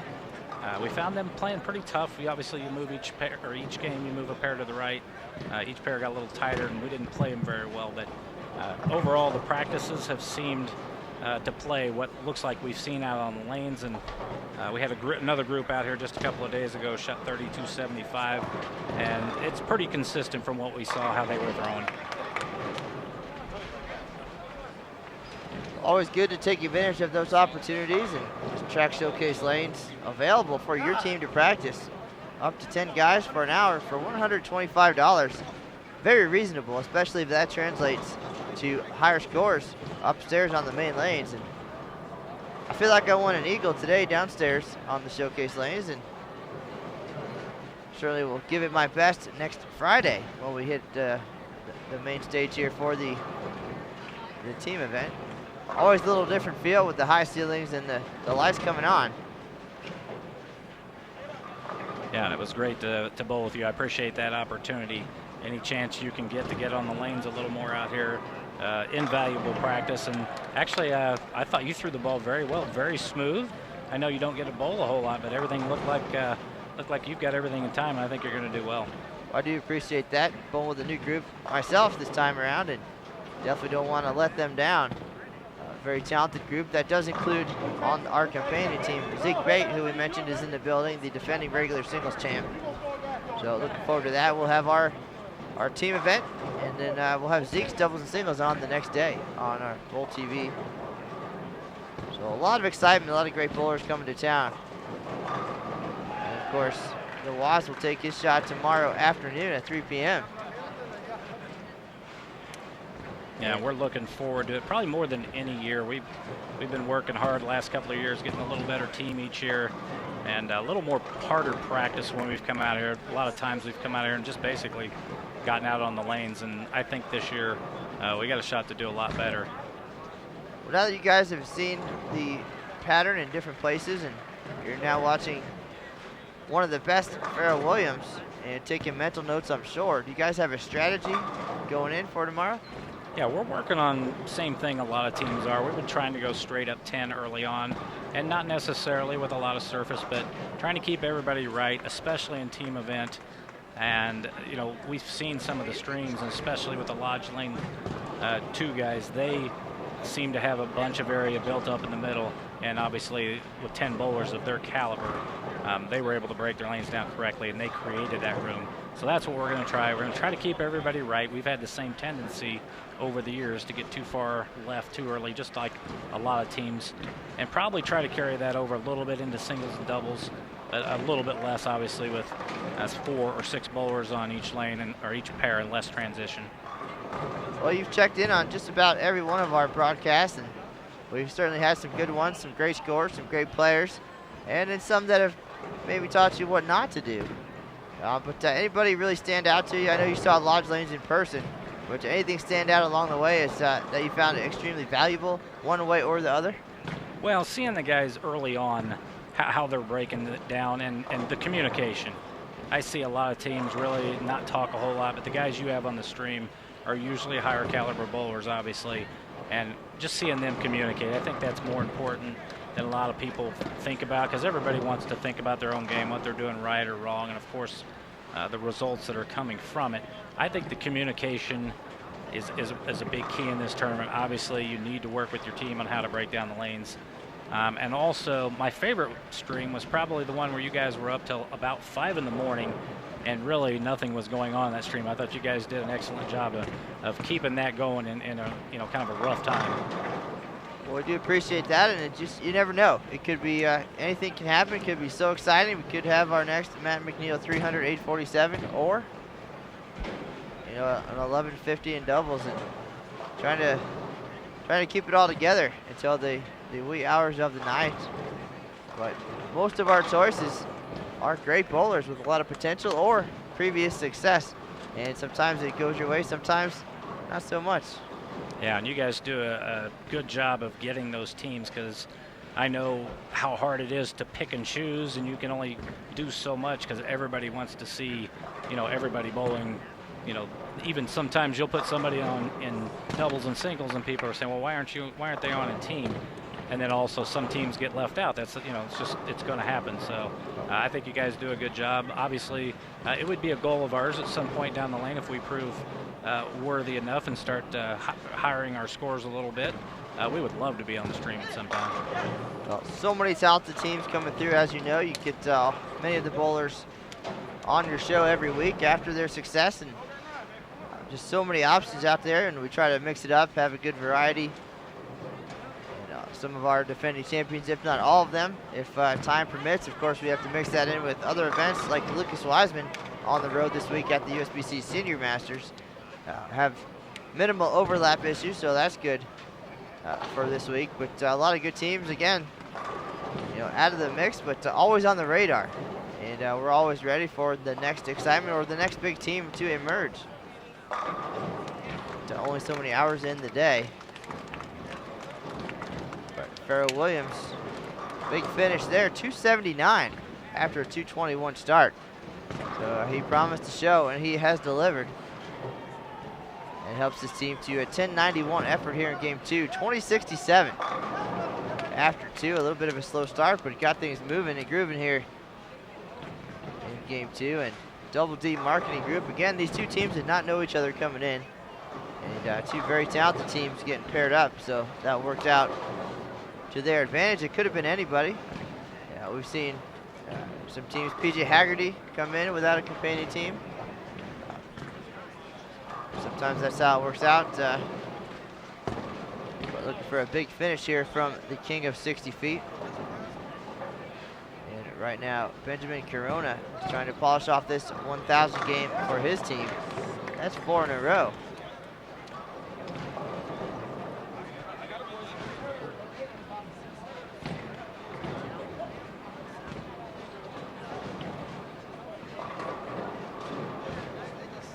So, sir, a lot of people talk about coming out to Reno, and they wish there was a tournament they could drive to nearby. Of course, we're headed to El Paso, Texas next year, then Syracuse in 2018. But you drove out here. Yeah, we drove this year. We've flown a lot, but I put the Storm Plant package into our drive. Of course, we stopped by the Storm Plant on Monday, and we're able to do some bowling and some other neat things. But personally, I love it here in Reno. A lot of guys like to go around to different cities, and I don't mind that, and I understand that. But for me, the stadium is so convenient. It's incredibly easy to get to and navigate around. And to be perfectly honest, it's the bowling stadium. Well, I think Rodolfo Corona and Benjamin Corona are starting to like the National Bowling Stadium a little bit. 247, 256 to help their team to 1057. So these two teams very close here through two games, 2067 and 2027. So, of course, 3,300 was the goal coming in for Fero. 3561 is the number on top. That is a monster score. A little bit intimidating, I would think, coming in. What are your guys' feelings on coming in, looking at the leaderboards this year and seeing that number? Well, we've been watching the streams closely. We've seen how playable the team event is, so we're actually pretty excited. We haven't shot real well in recent years, and it just seems like there's more room and it's more playability overall. So for us, kind of being house bowlers, it's going to be better off if we've got a little more room. It's exciting. We're not even thinking about anything like around 35-61. The group that was with us that shot 32-75, we would be thrilled with that. Okay, well, last year we went to two patterns for the very first time in tournament history. This year, the 111th edition of the Open Championships. We kicked things off on February 28th. We're here until July 13th. But we certainly changed the game a little bit last year, going to the two different patterns, a true test of versatility, and of course, fresh oil for every squad was a game changer as well. So this year's team event, as we talked about, 43 feet, a little bit higher scoring, but you had a chance to see the doubles and singles pattern over at the Bowlers Journal Championships at 40 feet. Pretty challenging, very humbling for some folks. Again, you have to prove yourself over 9 games on 2 patterns. But it sounds like you guys are feeling pretty good about the team pattern. What's the strategy now after going to the BJ? What do you guys have to do to get on track for that? Well, we talked about the third game when it looked like nobody was really looking like they were going to cash, that we would work on all the equipment that we had, try to make some different choices down the lane of where we were looking. We all kind of moved on our pair about 5 left from where we were and tried to wheel, and we actually found a little better shot doing that. I think by that time it broken down just enough where we could do that.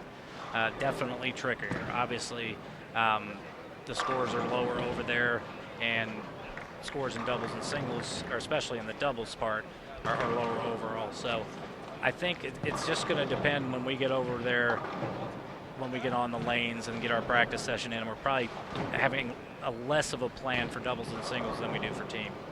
All right, well, we talked many times about the strategies for this team event. You know, there's really not the need to develop the pattern and try to work too hard at it. It's kind of there to begin with. Doubles and singles, however, is when that old team strategy comes into play, and now with 6 on a pair compared to 4 in the past, it gives teams the opportunity to do that, to play together, work together, communicate. That's where you want to break them down and try to develop something as you get ready for singles. Of course, you stay on the same pair now, and we've seen some groups. We saw with Matt O'Grady and his talented teammates of former junior Team USA members struggled a little bit early in doubles on the fresh, got things going the way they wanted, stayed with their game plan, and right around game 3 of doubles, things really started to open up, and they had a great single set. And really, we thought that was going to happen coming in, that, of course, the fresh oil would be very humbling for some anyway, but then it would allow things to open up, and single scores would be a lot higher. And it was very surprising last year when it took 795 to win it. But this year, 826 on top, and we're definitely seeing that with more groups. The singles lanes being a little bit wider open. But hard to say, being left-handed. It's a little bit different. I know we're watching 2 lefties on this pair kind of work together. I think we had 3 with our group, but I'm used to being the only one. So it's one of those things where if it's there, it's great. If it's not, unfortunately with sport bowling, the right side might open up, they'll get a look, and we continue to fish. Yeah, we talked on the practice lanes. I think it's actually a disadvantage overall for you on the tougher conditions, especially when you see these teams working together, and the guys you just talked about with A.J. Johnson and Matt Gasson also shooting well once the singles started. You know, you could see them with their plan, and they created a little bit of room for themselves, and then they were able to wheel it, and nobody can wheel it better than A.J. Johnson. Well, some years, I'll go out there and feel like I have the whole world, and last year, not so much. I felt like, you're trying to place the ball a little bit, and you're so close. It's either going to be a 6-pin or a 7-pin, but what's the move at that point? Whereas our right-handers were able to battle through that, grind it out early, and then it started to open up, so they got a look. And for me, I was stuck. And you try to make a little move, and it's, again, 6-pin or 7-pin, so you're close, but it's not enough. So you make a big move, all of a sudden, you're looking at a split or a washout. So with 2 more lefties this year, very excited to see, some of that transition and some of that teamwork. And it might not be working out as well for Austin Kircher as we see there with the Greek Church, but it'll be different nonetheless. Yeah, and as we talked about with the communication issues, you really don't even have anybody normally to even bounce off of. So besides the lane oil moving around, you've got nobody to even talk to. You can just, you can talk to the right-handers, but obviously they're not on that side. So you really don't have anybody to even discuss it with and say, hey, what, did you think I cut that short? They can see some of the mechanical stuff, but as far as the lane play, you've got no help there. Well, and they don't necessarily, they're great bowlers sometimes, but don't understand what what it's like, and sometimes can't verbalize, can't help, and it certainly gets frustrating. But looking forward to next week. We'll see how that goes. And while we're here, you're watching Fero Williams throwing great shots. This is Matt Cannizzaro with Dave Waswell from the Bowler Show, and Dave's taking notes. What have you seen so far watching Fero for about a little over a game now? I see a guy, like you said, he's similar to me, but he's got a little more on it. He's able to get the ball to wheel a lot here, and I'm interested to see how far he ends up at the end of this team event, because obviously he's in already and wheeling it. I just want to see how far he ends up, and I'm watching where he's getting the ball down there. Of course, he's at the rangefinder at the back of the lane, and the ball is just turning directly left. So for us, like I said, we're going to be on this same pair, so I am trying to watch as much as I can. There's a few similar bowlers to our styles also, so I think I'm getting some information here that I probably wouldn't have gotten had you not invited me on the stream. Well, I think we're certainly seeing some different styles here, of course. The guys on Double D Marketing Group, very deep early. It was early in game 2, and their move left was pretty sizable, and Marvin Hale kind of following that way.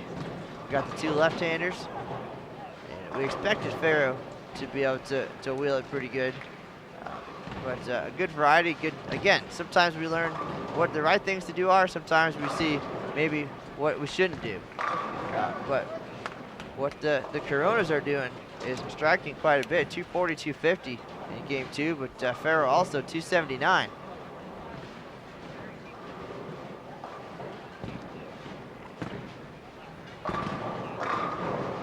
He's a little bit farther right. Still that break point around the rangefinder, and those, I don't want to say unique to this venue or to our events, but this lane surface certainly helps give you something to look at down the lane, and for the most part, if you're around that at the break point, you're in pretty good shape. Yeah, I think that's a good tip for anybody struggling out here. It seems like no matter what the pattern is, that's a good point to be at on the back of the lane, and you're seeing that right now. You're seeing the guys starting to get in a little more, starting to turn it up a little more, and I think the score is going to be pretty high here the last game. Well, in many years, again, depending on the lane conditions, some years a little bit easier, some years it's really tough. Baton Rouge, we saw a very difficult pattern, and George Gohagan making light work of this 43-foot pattern with that tomahawk on the 7-pin. sometimes it takes a little bit of work to carve it out, as you said, and you know, we see the grind early and then big scores late. And right now, Fero Williams and his crew struggled. Game 1, 976, big 1091 in game 2. They would have needed 1494 here in the finale to get to the top spot. So that was over after the first frame there with George Gohagan. But now it's get every pin you can. Of course, a lot of prize money on the line here at the Open Championships. More than $5 million at stake, and a good head start here towards team all events would be nice. So just get them all while you can, certainly. And we've seen a lot of teams struggle, even though the lanes are blended. Maybe not struggle at first, but take a game, get the jitters out of the way, and have a couple of big games the last 2 games. So as you said, in this case, obviously with these guys shooting 970 the first game, pretty much out of an eagle chase at that point, but a lot of pins that they can make up. And as I said, I think they're opening up pretty good here. And of course, as soon as I say that, one guy misses the head pin, and on the right lane a 3-4-6. Well, we've seen it all. You mentioned Matt Gaston and Matt O'Grady, and they came out. They had 7 first-timers in their group, and they didn't think they'd be as nervous as they were, and struggled with the butterflies and the nerves a little bit there early, and got off to a slow start, finished strong, and put on quite a show on our live stream broadcast for doubles and singles. And then conversely, Jeff Riggles and the 11th frame guys, very strong, of course. Their resumes are stacked. Jeff, a USBC Hall of Famer, they came out back-to-back 1200s, and then couldn't quite get things to go their way in game 3, 1083, and they just cleared the 3500 mark. So hard to keep it even keel, and that's what John Gaines was talking about all week with his guys. You know, a lot of youngsters in that group now, but don't get too excited. Keep it, you don't want to get too high, you don't want to get too low. Keep it in the middle, and then you can get emotional after, as we saw with John Trzynski. Shot 802 in singles, and he had some emotion when he was done. He was very humbled by the accomplishment, and there were some tears and some hugs, and understands what that means to have accomplished that, but you know, handled it all with class, didn't get too crazy, and ended up with 2196 all events, and only his 2nd tournament. And to be part of that group, he's going to learn a lot from Janowitz, Gaines, and Mr. Binsky. So those guys really lit it up this week. He walked out of here with 4 top 5s. Can't really ask for much more than that when you come to the Open Championships. Yeah, that's amazing. And I really liked when he threw the last shot for 802, seeing that kind of emotion come out. You know, everybody's wired differently, but I really liked the way he handled that. And you know, the emotion just hit him, and he just let it go. And he was hugging teammates, and I thought it was good to see. Yeah, and the short video really didn't capture it all, but that was certainly an awesome moment. And those guys, every year they come in, and it's no surprise they're going to bowl well. But they give you some moments to remember. Last year it was Janowitz throwing 3 in the 10th to get the highest score in history. And there's just something about it. It's those goosebump moments that make this so interesting. You don't know when you wake up and come to work every day what's going to happen, who you're going to remember. But despite the schedule being the same, 7 a.m. to about 3 a.m. every day is so different at the same time. Yeah, I think a lot of people tuning into the stream to see Janowitz and his team, they knew that the companion team was good, but it was funny because the companion team bowled even better and had a shot at the title there going into the 10th frame. Leadoff bowler leaves a solid fast 8 and a 9 pin. I don't know if you have a phrase coined for that or not, but that took the steam out of the run. Still had a chance to get there, but ended up in 3rd place. And all you can ask for, as Aaron Lawrence said, you know, 148 frames in, they still had a chance to get to the title. Just didn't quite get there. Well, there's so much involved, not just with lane play and equipment selections, but with the teams that you put out there. You know, and some companion teams will come out, and we talked about it with Mark Massey and Jeff Fair, George Gohagan's former team. You know, Browning Pontiac, or whatever they're calling themselves now, Storm Cincinnati.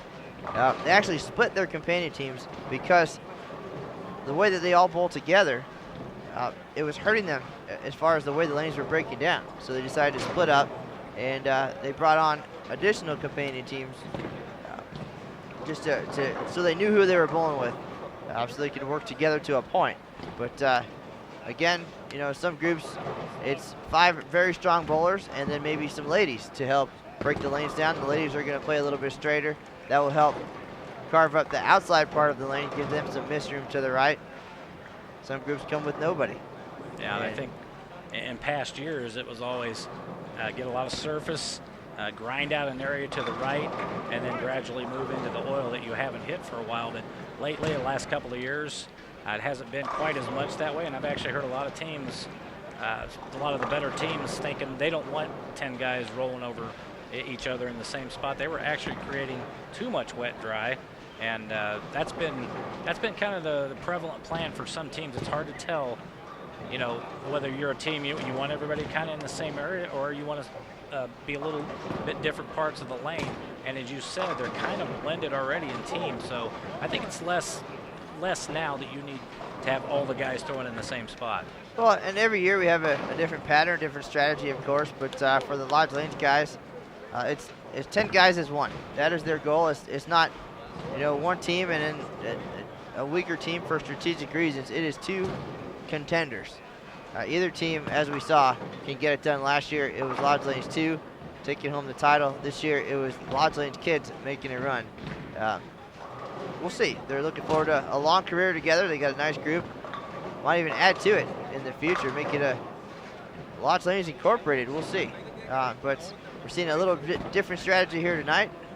Fero Williams and King of 60 Feet came in as a lone team and got paired up with Double D Marketing Group.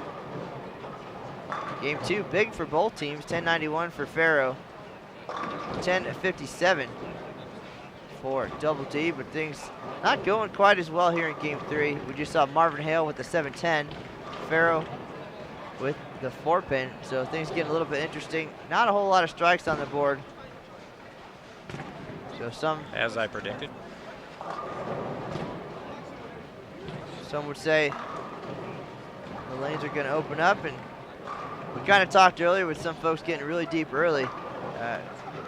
Running out of room, where do you go? You have to jump over those guys if you're Fero Williams. And somebody asked in the chat room, can you move right at this point? And I think at least what we saw downstairs, maybe, unless you start out there, you're going to see a little bit of hang to the right too. Unless that's part of the game plan, is to maybe ball down and get out there and to really square up like a George Gohagan, which for some is a little bit challenging in itself. And you know, left-handers, that's something that we're used to. But I don't remember who it was that talked about that move. McNeil for sure. In doubles and singles, totally different pattern. But when he was moving right, he realized late that he actually should have been moving left. But that's all part of it. You get 9 games, 3 games in each event. You get 1 shot at it each year. And if you make the wrong guess, which a lot of it is guessing. You know, if you make the right guess, you could be a hero. Make the wrong one, you have 365 days to think about it, especially if you figure out at the last minute, because it always works out that the field ball strikes or right at the end of doubles or singles when you're about out of it, that's when it all falls into place. And we've talked about it every year. It's the same when we come out here. You're here and then you're gone, and before you know it, it's already, your tournament's over. You've thrown your 9 games in 2 days, and then you're, like you said, you're on the way home. You're thinking about what you did wrong, and you want the tournament for next year to come right away, but obviously it doesn't. And I think that's a big allure of this tournament. You only have 1 chance at it. You've only got 9 games, and it's easy to get away from you early on. Well, whereas in my world, you know, I shot my 1600 last year and was a little embarrassed, a little bit disappointed, and had a whole year to think about that. And then at the same time, we have guys like the Lodge Lanes kids who, again, with 2 frames to go, 148 out of 150 in, a couple doubles, they've got themselves a shot at an eagle. I don't know which is potentially harder to deal with or think about over the years, that you got so close, or man, that was a debacle. How is next year going to be better? Well, I'm not sure about you, but I haven't had a chance at the former part of that, of course. But I think they'll all be thinking about some pins that they left out there. No matter what you bowl, you always feel like you could have done better. That's what I heard from the group that's with us shooting 32.75. They felt like they could have gotten the 3400s real easy. They missed some spares and lost some carry, made some switches. They thought a little bit too early overall, but they bowled very, very well. And I don't think they'll be thinking about it too long, but I know there's a lot of people who do leave this tournament, and they've got a lot to think about. Well, I haven't met one bowler who stepped off the lanes and said, "Oh my." I've said "oh my" a few times. Oh my, Gohagan misses the 2-pin. That ball's in the gutter about 50 feet. I don't know anybody who walks off the lanes and says, "I absolutely bowled great. I got everything that I could and should have." No, they immediately you come off wondering, what did you leave behind? And it's easy to think that right away. You know, what should have been, could have been, what would I have done different in that situation? But you can't change it. That's you might as well celebrate your success, whether it's a lot or just a little, or a personal goal achieved. And I'm going to turn it back over to Aaron Smith here in just a minute. Before I go, I wanted to thank you for coming on to the Bowlers Show every week at 5:40 Central Time. We had Matt McNeil on the show last year with the Matty McConnor Score Show. I couldn't think of a better guy to have come on in his place this year and do a better job. Obviously, you're here all the time throughout the tournament. You see everything, and I just wanted to personally thank you for what you've done for our show. Definitely appreciate your support and all of your work in the industry. I know the Bowler Show has grown since its start, and now 2 hours long. Yeah, we started with a little 20-minute segment about a year and a half ago on our Sports Schmuck show. We moved on from that, and we made a separate entity with the Bowler Show. It's gone very well. Storm has been a great sponsor for us. You know, they're our title sponsor. We've got some other great sponsors also. You can check us out once again at thebowlershow.com. You can listen directly at www.jpeg247.com. All right, well, appreciate you tuning in through all of our live streams this year. Hopefully, once you're done bowling, you're still going to want to tune in and see how the rest of the folks do. We've got 7 left for the year. A lot of excitement. The ladies coming up, and perhaps you'll have some of them on your show as well after their success at the Women's Championships, and then the USBC Queens here in Reno. But we'll be ready for you guys tomorrow, 3 p.m. Dave Waswo will be on the lanes. You'll see them in their fancy jerseys this year, the Bowler Show jerseys. I'm looking forward to that, and we'll have the cameras charged up and the paperwork out ready for you. So take some notes, watch Fero and the guys here for a minute, and we'll be ready tomorrow. All right, man. Appreciate everything. All right, folks, that was Dave Waswo from the Bowler Show, and Aaron Smith is going to join us back here in the booth for the completion of today's team event. We are halfway through game number 3. King of 60 feet, led by Fero Williams, 976, 1091, and 2067 through 2. And struggling mightily here in game number 3. Fero had 279 in game 2 to go along with 221 in the opener. George Gohagan, 226 to start, 220 in game 2. To all 5 guys, certainly giving it their best. And their companion team, Double D Marketing Group, 2027 at the turn. Rodolfo Corona and Benjamin Corona going big in game 2, getting all of that plus 57, going 240, 250. And there's Gohagan. Caves them all in. Missed a 2-pin in the 5th frame, but a strike up in the 6th. World champion next to his name. Of course, 2 titles here at the Open Championships team event in 2006 and team all events in 2007. Aaron Smith is back. He was hard at work, writing down scores and thinking about where we're going to party when this is all over. Got that right. Did have an 800 earlier today, so we'll have that story to work on before we head out, but still a half a game to go here. for these two talented teams just having a rough go at it here in 2014. Yeah, we saw some strikes to kick off game 2 there. Looked like things were kind of coming together, and then a few missed opportunities along the way.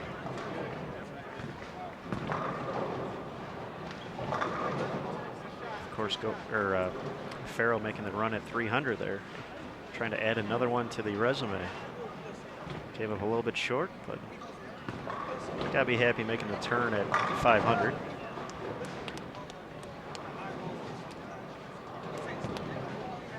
Well, we've talked many times about the lane conditions and the strategies, and this year again, teamwork as far as breaking the lanes down, not as important. And a loose grip rolling down the lane. Saved by Rodolfo. Team play, of course, communication, very important. Watching each other, having the extra eyes, but all playing together, maybe not so important. However, we're seeing two teams here definitely not playing all together, and the results not so good either. So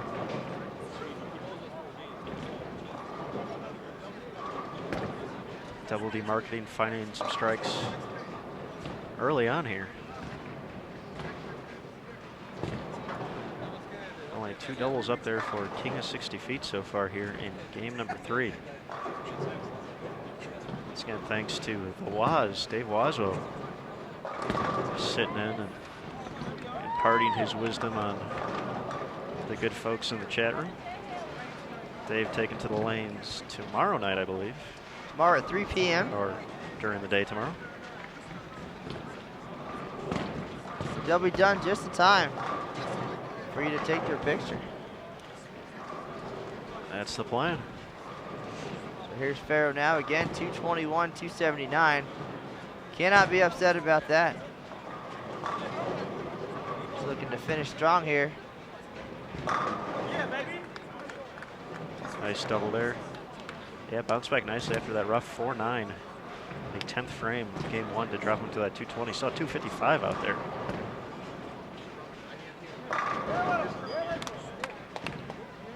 He is showing the same moxie they used to take home the Open title at the Bowlers Journal back in 2012, as well as earn a spot on Team USA.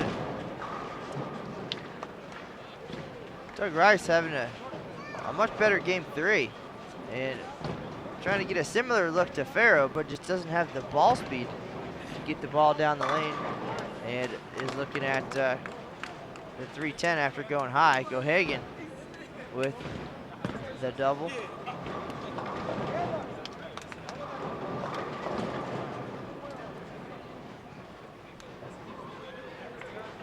Aaron, you can't say these guys aren't having a good time, no matter what. Nice little crowd on hand, a nice crowd online. We do appreciate everybody stopping by to watch tonight's team event. Got a lot of friends in town. It is Dupree Dickey, current Open doubles leader at the Storm Bowlers Journal Championships right next door. He bowled here in May and used that as a warm-up, bowled well. Had a career best, almost 2,000 all events, but only lives in Oakland. Decided to come back for the week and hit the Bowlers Journal a couple more times. So while a lot of folks use that as a warm-up for the Open Championships, he did it both ways. Used it as a warm-up and then used what he learned at the OC to find success. 1489 over at the BJ. That is a beast of a number. Certainly is, and had a few nice sets when he was in town to bowl.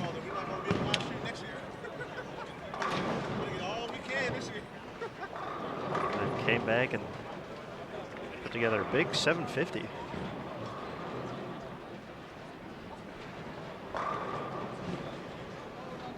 Fero Williams, always the life of the party here, all smiles, telling jokes, but said he wanted his team to shoot 3,300 coming in tonight. They would need 1233 here in game number 3.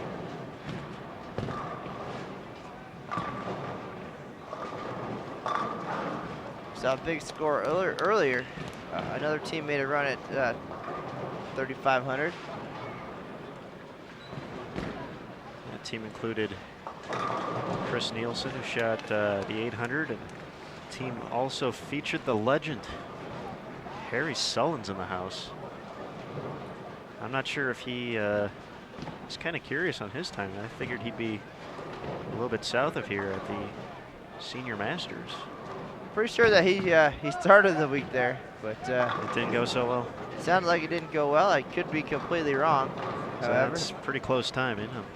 But the legend put on a show today with his teammates, led by Nielsen's 800. great shot there by Fero, and those guys need every bit of that 3,400 plus to try to make a run at team all events. 10,363 is the number. We saw two teams come close yesterday, Lodge Lanes 2 and Lodge Lanes Kids. Both came up a little bit short, but cracked the top 10.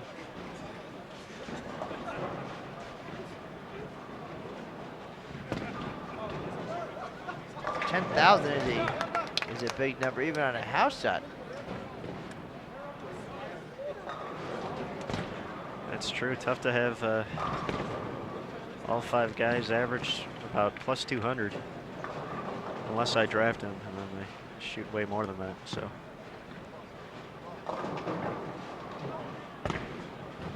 Gohagan going to the shiny high road and not quite making it back, leaving the 3-pin this time. Here's Sesteta. Sesteta. Looking for 4 in a row, leaves the flat dime. He's stuck at the 3-bagger this game. One more than the Sean Lee.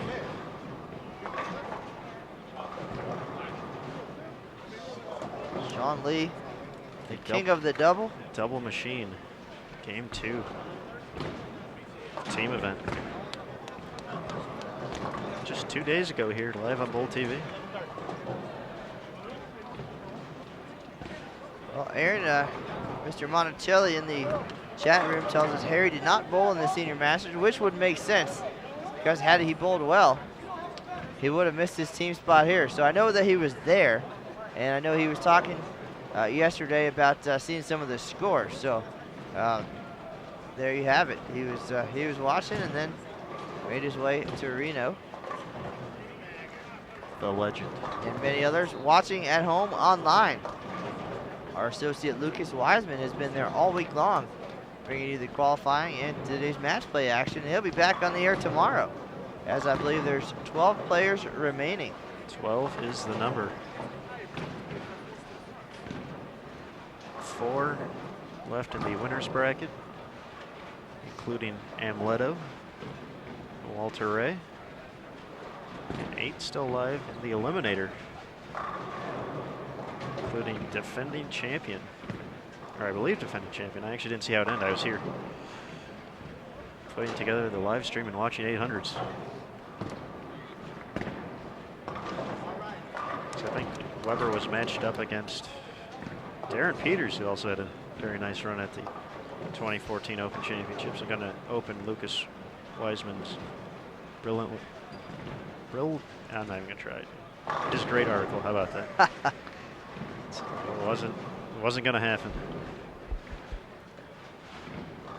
Let's see. There's still 8 players in contention in the elimination bracket, including Hall of Famers Wayne Webb, Pete Weber, and Brian Voss. So be sure to tune in to Bowl TV early tomorrow until we crown a champion at South Point. Aaron, I don't know if you realize, but now that we're on the end pair here, and these guys threw a lot of strikes in game 2, we are just cruising along. It's only 9:24. And the team event starts at 7 p.m. You get 3 hours. These guys have, oh, tough break there.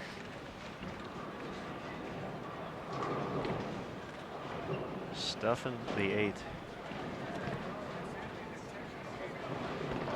Yes, they've been up there, and I feel like our 316 viewers are not going to get their money's worth of tonight's live stream broadcast, as we're going to be done shortly. We're already in the 8th frame.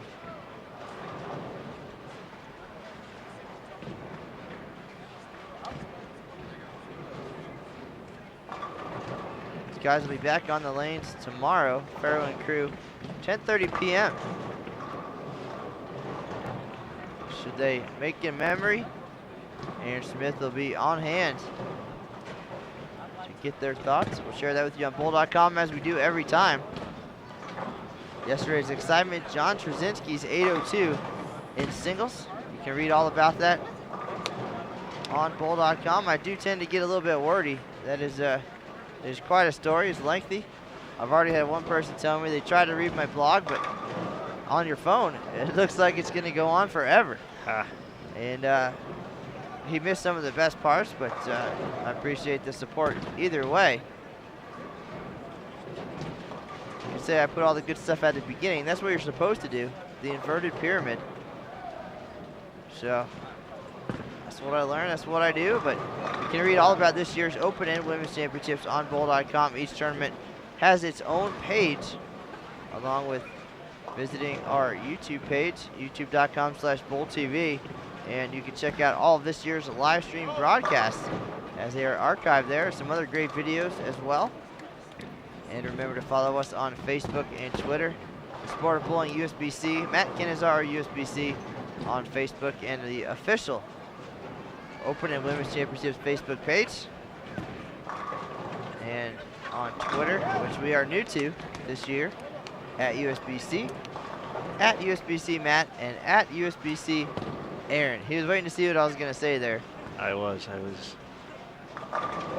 deep thought, thinking of how you're going to refer to me as your sidekick. But thank you for not doing so for a change. I might gain an extra follower or two. Well, I didn't start that. Absolutely. I know your name 99% of the time. I don't think I've called you Emil Williams Jr. this whole entire year. But it's the other folks who call you the other guy, the sidekick. All I was doing was trying to get you an official nickname as the sidekick. If Aaron Smith was too generic, I blame Brad and Karen for that one. I do as well. For not naming you something more memorable, but some folks remember your face. We had that conversation yesterday. Well, see, Brad, with his long career in the telephone industry, you know, there's so many Smiths. I have all those cousins and brothers and all that. He wanted me to be first at the top of the phone book. I don't know if the kids know about phone books nowadays. But those are... Wait, they keep those over by the payphone, right? The what? Ha! See what we did there? We're funny. They do have payphones at the Silver Legacy, by the way. It's a fact. It's over by the ATM, right? Wait, no. I'm thinking of El Dorado. We're getting off track here. Well, that's what we do. We're not the kings of 60 feet. We're the kings of getting off track. And talking about everything but bowling. But getting on track, we want to thank Track Bowling, of course, our sponsor here at the USBC Open Championships live streams. So, Bowl TV at the USBC Open, presented by Track, along with the Track Showcase lanes. Talk about a transition. How about that? For those of you at home, you missed the high five, but that was a high five worthy, smooth and flawless transition. It's almost like we planned it, but we didn't. We're just that witty.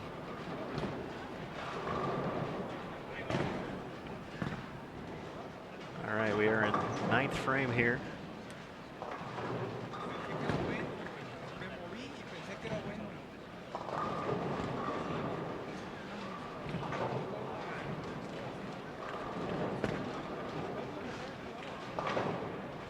Hale takes care of the 7-pin. Fero will be looking for 5 in a row.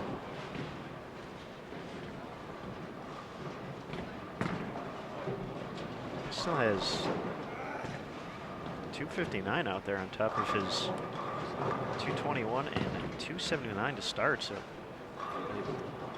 could be a big head start towards all events for Fero tomorrow.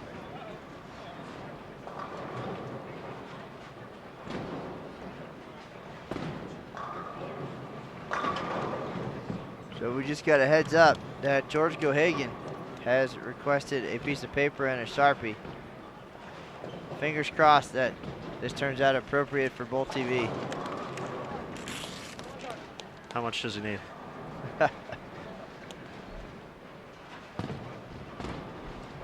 Right now he's trying to finish strong here. A pair of 220s. He got fast on that lane last time with the high road and left a 3-pin and just didn't make it back again.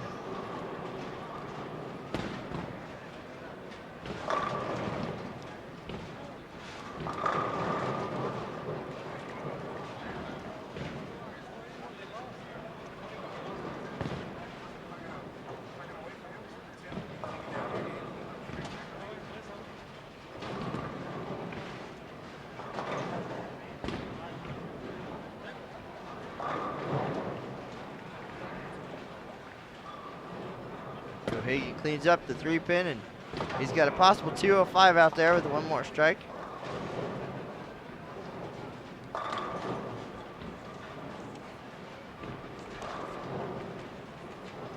Rice finishes up with the open for 201. He'll be at 607.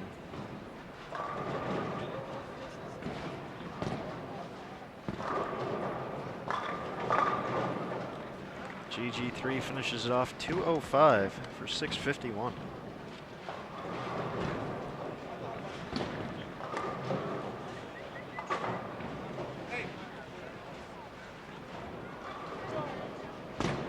And a much slower version of the George Gohagan balk there by Danny Sesteda. Ah, I see what we're doing. I believe, well, we'll just wait. So far, it looks like it's going to be heartfelt and appropriate, so that's good news. You just never know on these live streams, as so many have proven.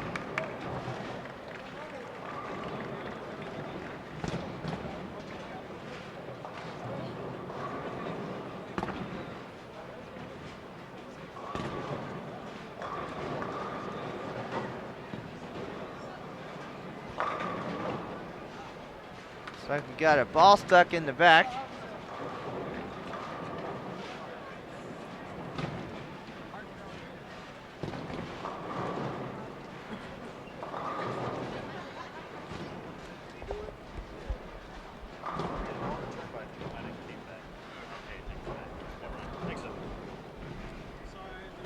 All right, so you saw Gohagan out there.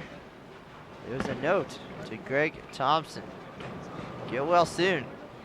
Talked about the baseball injury, the freak broken arm throwing a pitch.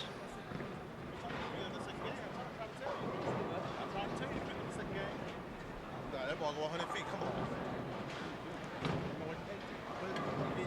The other ball in.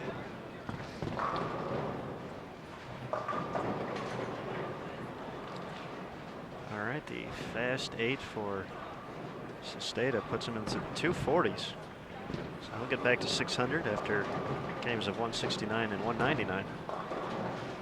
Woo! I didn't know you could swing it like that, baby. Kircher goes 212 for 559. Aaron, tonight's broadcast not as high scoring as we've seen, but exciting nonetheless. Great players here. Fero Williams, George Gohagan III gave us a look at the left side, as well as Austin Kircher. Sesteda finishes 614. And we got to see these Double D folks get way deep in the team event and throw some pretty decent games even. They like to hook it.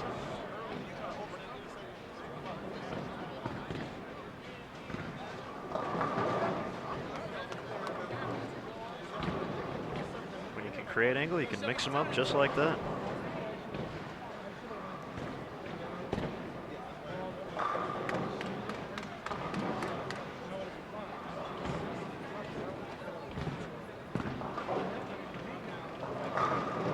All right, the last 4 for Henning for 201 and 618.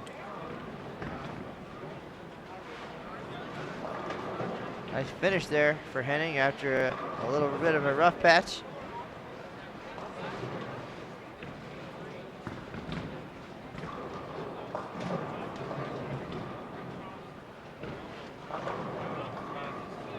Hard to believe another live stream almost in the books here, Matt. Just a reminder to the 300 plus still keeping up and putting up with us. We will be back at it on June 16th. Right around the corner. Right around the corner. A couple of great teams coming in. Rhino for president. I'm not even sure if that's still their name, but that's a cool name. So we'll perhaps the Steve Klompkin and company, two-time champion here. David Haynes, Ted Hanos. Marsha Klumpkin on the cross team. Of course, got to grow up with her in South Florida. And we briefly saw each other in college at University of Florida. She was there right during my freshman year before she headed out and made her way out to Utah with Steve there. A great collegiate player. And then she went on the ladies tour and made some noise out there. So always nice to see her. It's been 21 years now since we bowled juniors together in South Florida. I know that just means I'm old, but she doesn't look a day older than she did back then, and looking forward to having her back. And Steve and David Haynes doing good things, and should be a good time. But we will have their team event live here on Bold TV, June 16th at 6 p.m. Eastern, 3 p.m. Reno time. So to be sure to tune in, and then a few days later, we will get the full recap of Matt Canizaro's Open Championships experience, followed by Zeke Bates' title defense. You want to talk about a snoozer? Wait till you read that blog.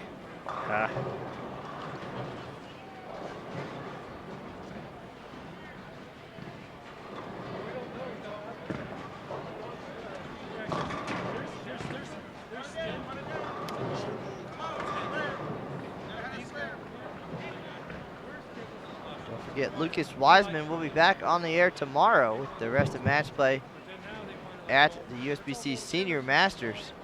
So a lot of great bowling on Bowl TV, your one-stop shop for all this great live coverage.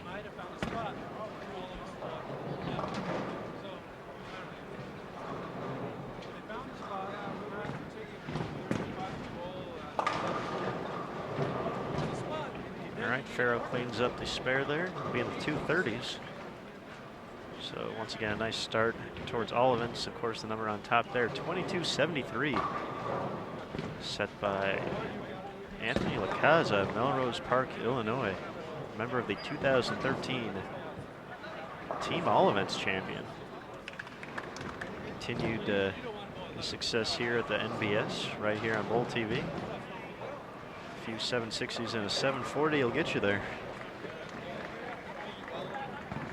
Here's the last shot we'll see of Fero today. I expect nothing less.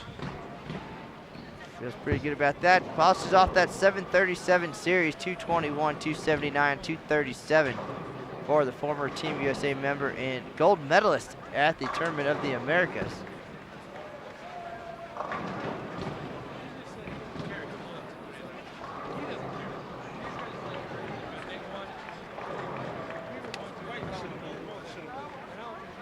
So not the big scores that we've seen, but 30-91. That's a good one. It's a casher. And they had a good time. It's all that matters.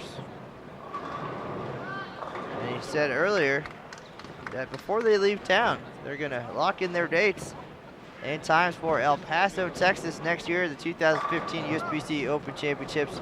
Registration is underway. You can find that on bowl.com. Go to the Open Championships page. Get your team signed up now. New squad times next year. No bad times at all. First squad of the day is 9 a.m. Last squad goes out at 8:30. So no late squads, no early squads. It's going to be just right. And it'll give you plenty of time to enjoy what El Paso has to offer. Fantastic cuisine. Baseball team, and as I understand it, a lot of businesses and restaurants being built around that baseball stadium. So it's going to be a good time. Aaron Smith lived there for a while, enjoyed it.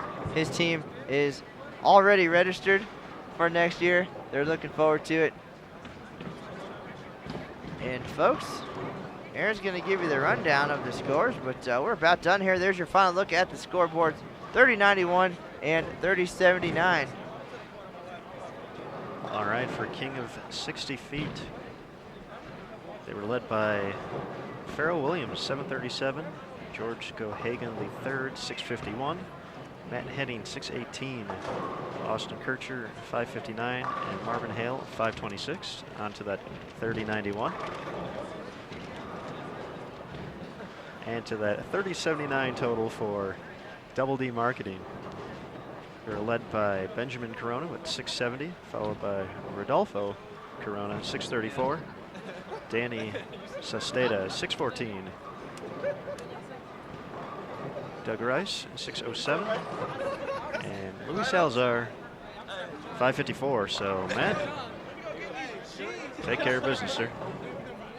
All right, folks, that is going to do it for another live stream broadcast here from the 2014 USBC Open Championships. This is Matt Canizaro and Aaron Smith, and we've had a fun time here behind lanes 51 and 52. Fero Williams, George Gohagan III, 30-91. Double D Marketing, 30-79. And until next time, we'll be back on June 16th with another great broadcast. So we appreciate everybody joining us tonight. That's the news for now. We'll see you on the lanes.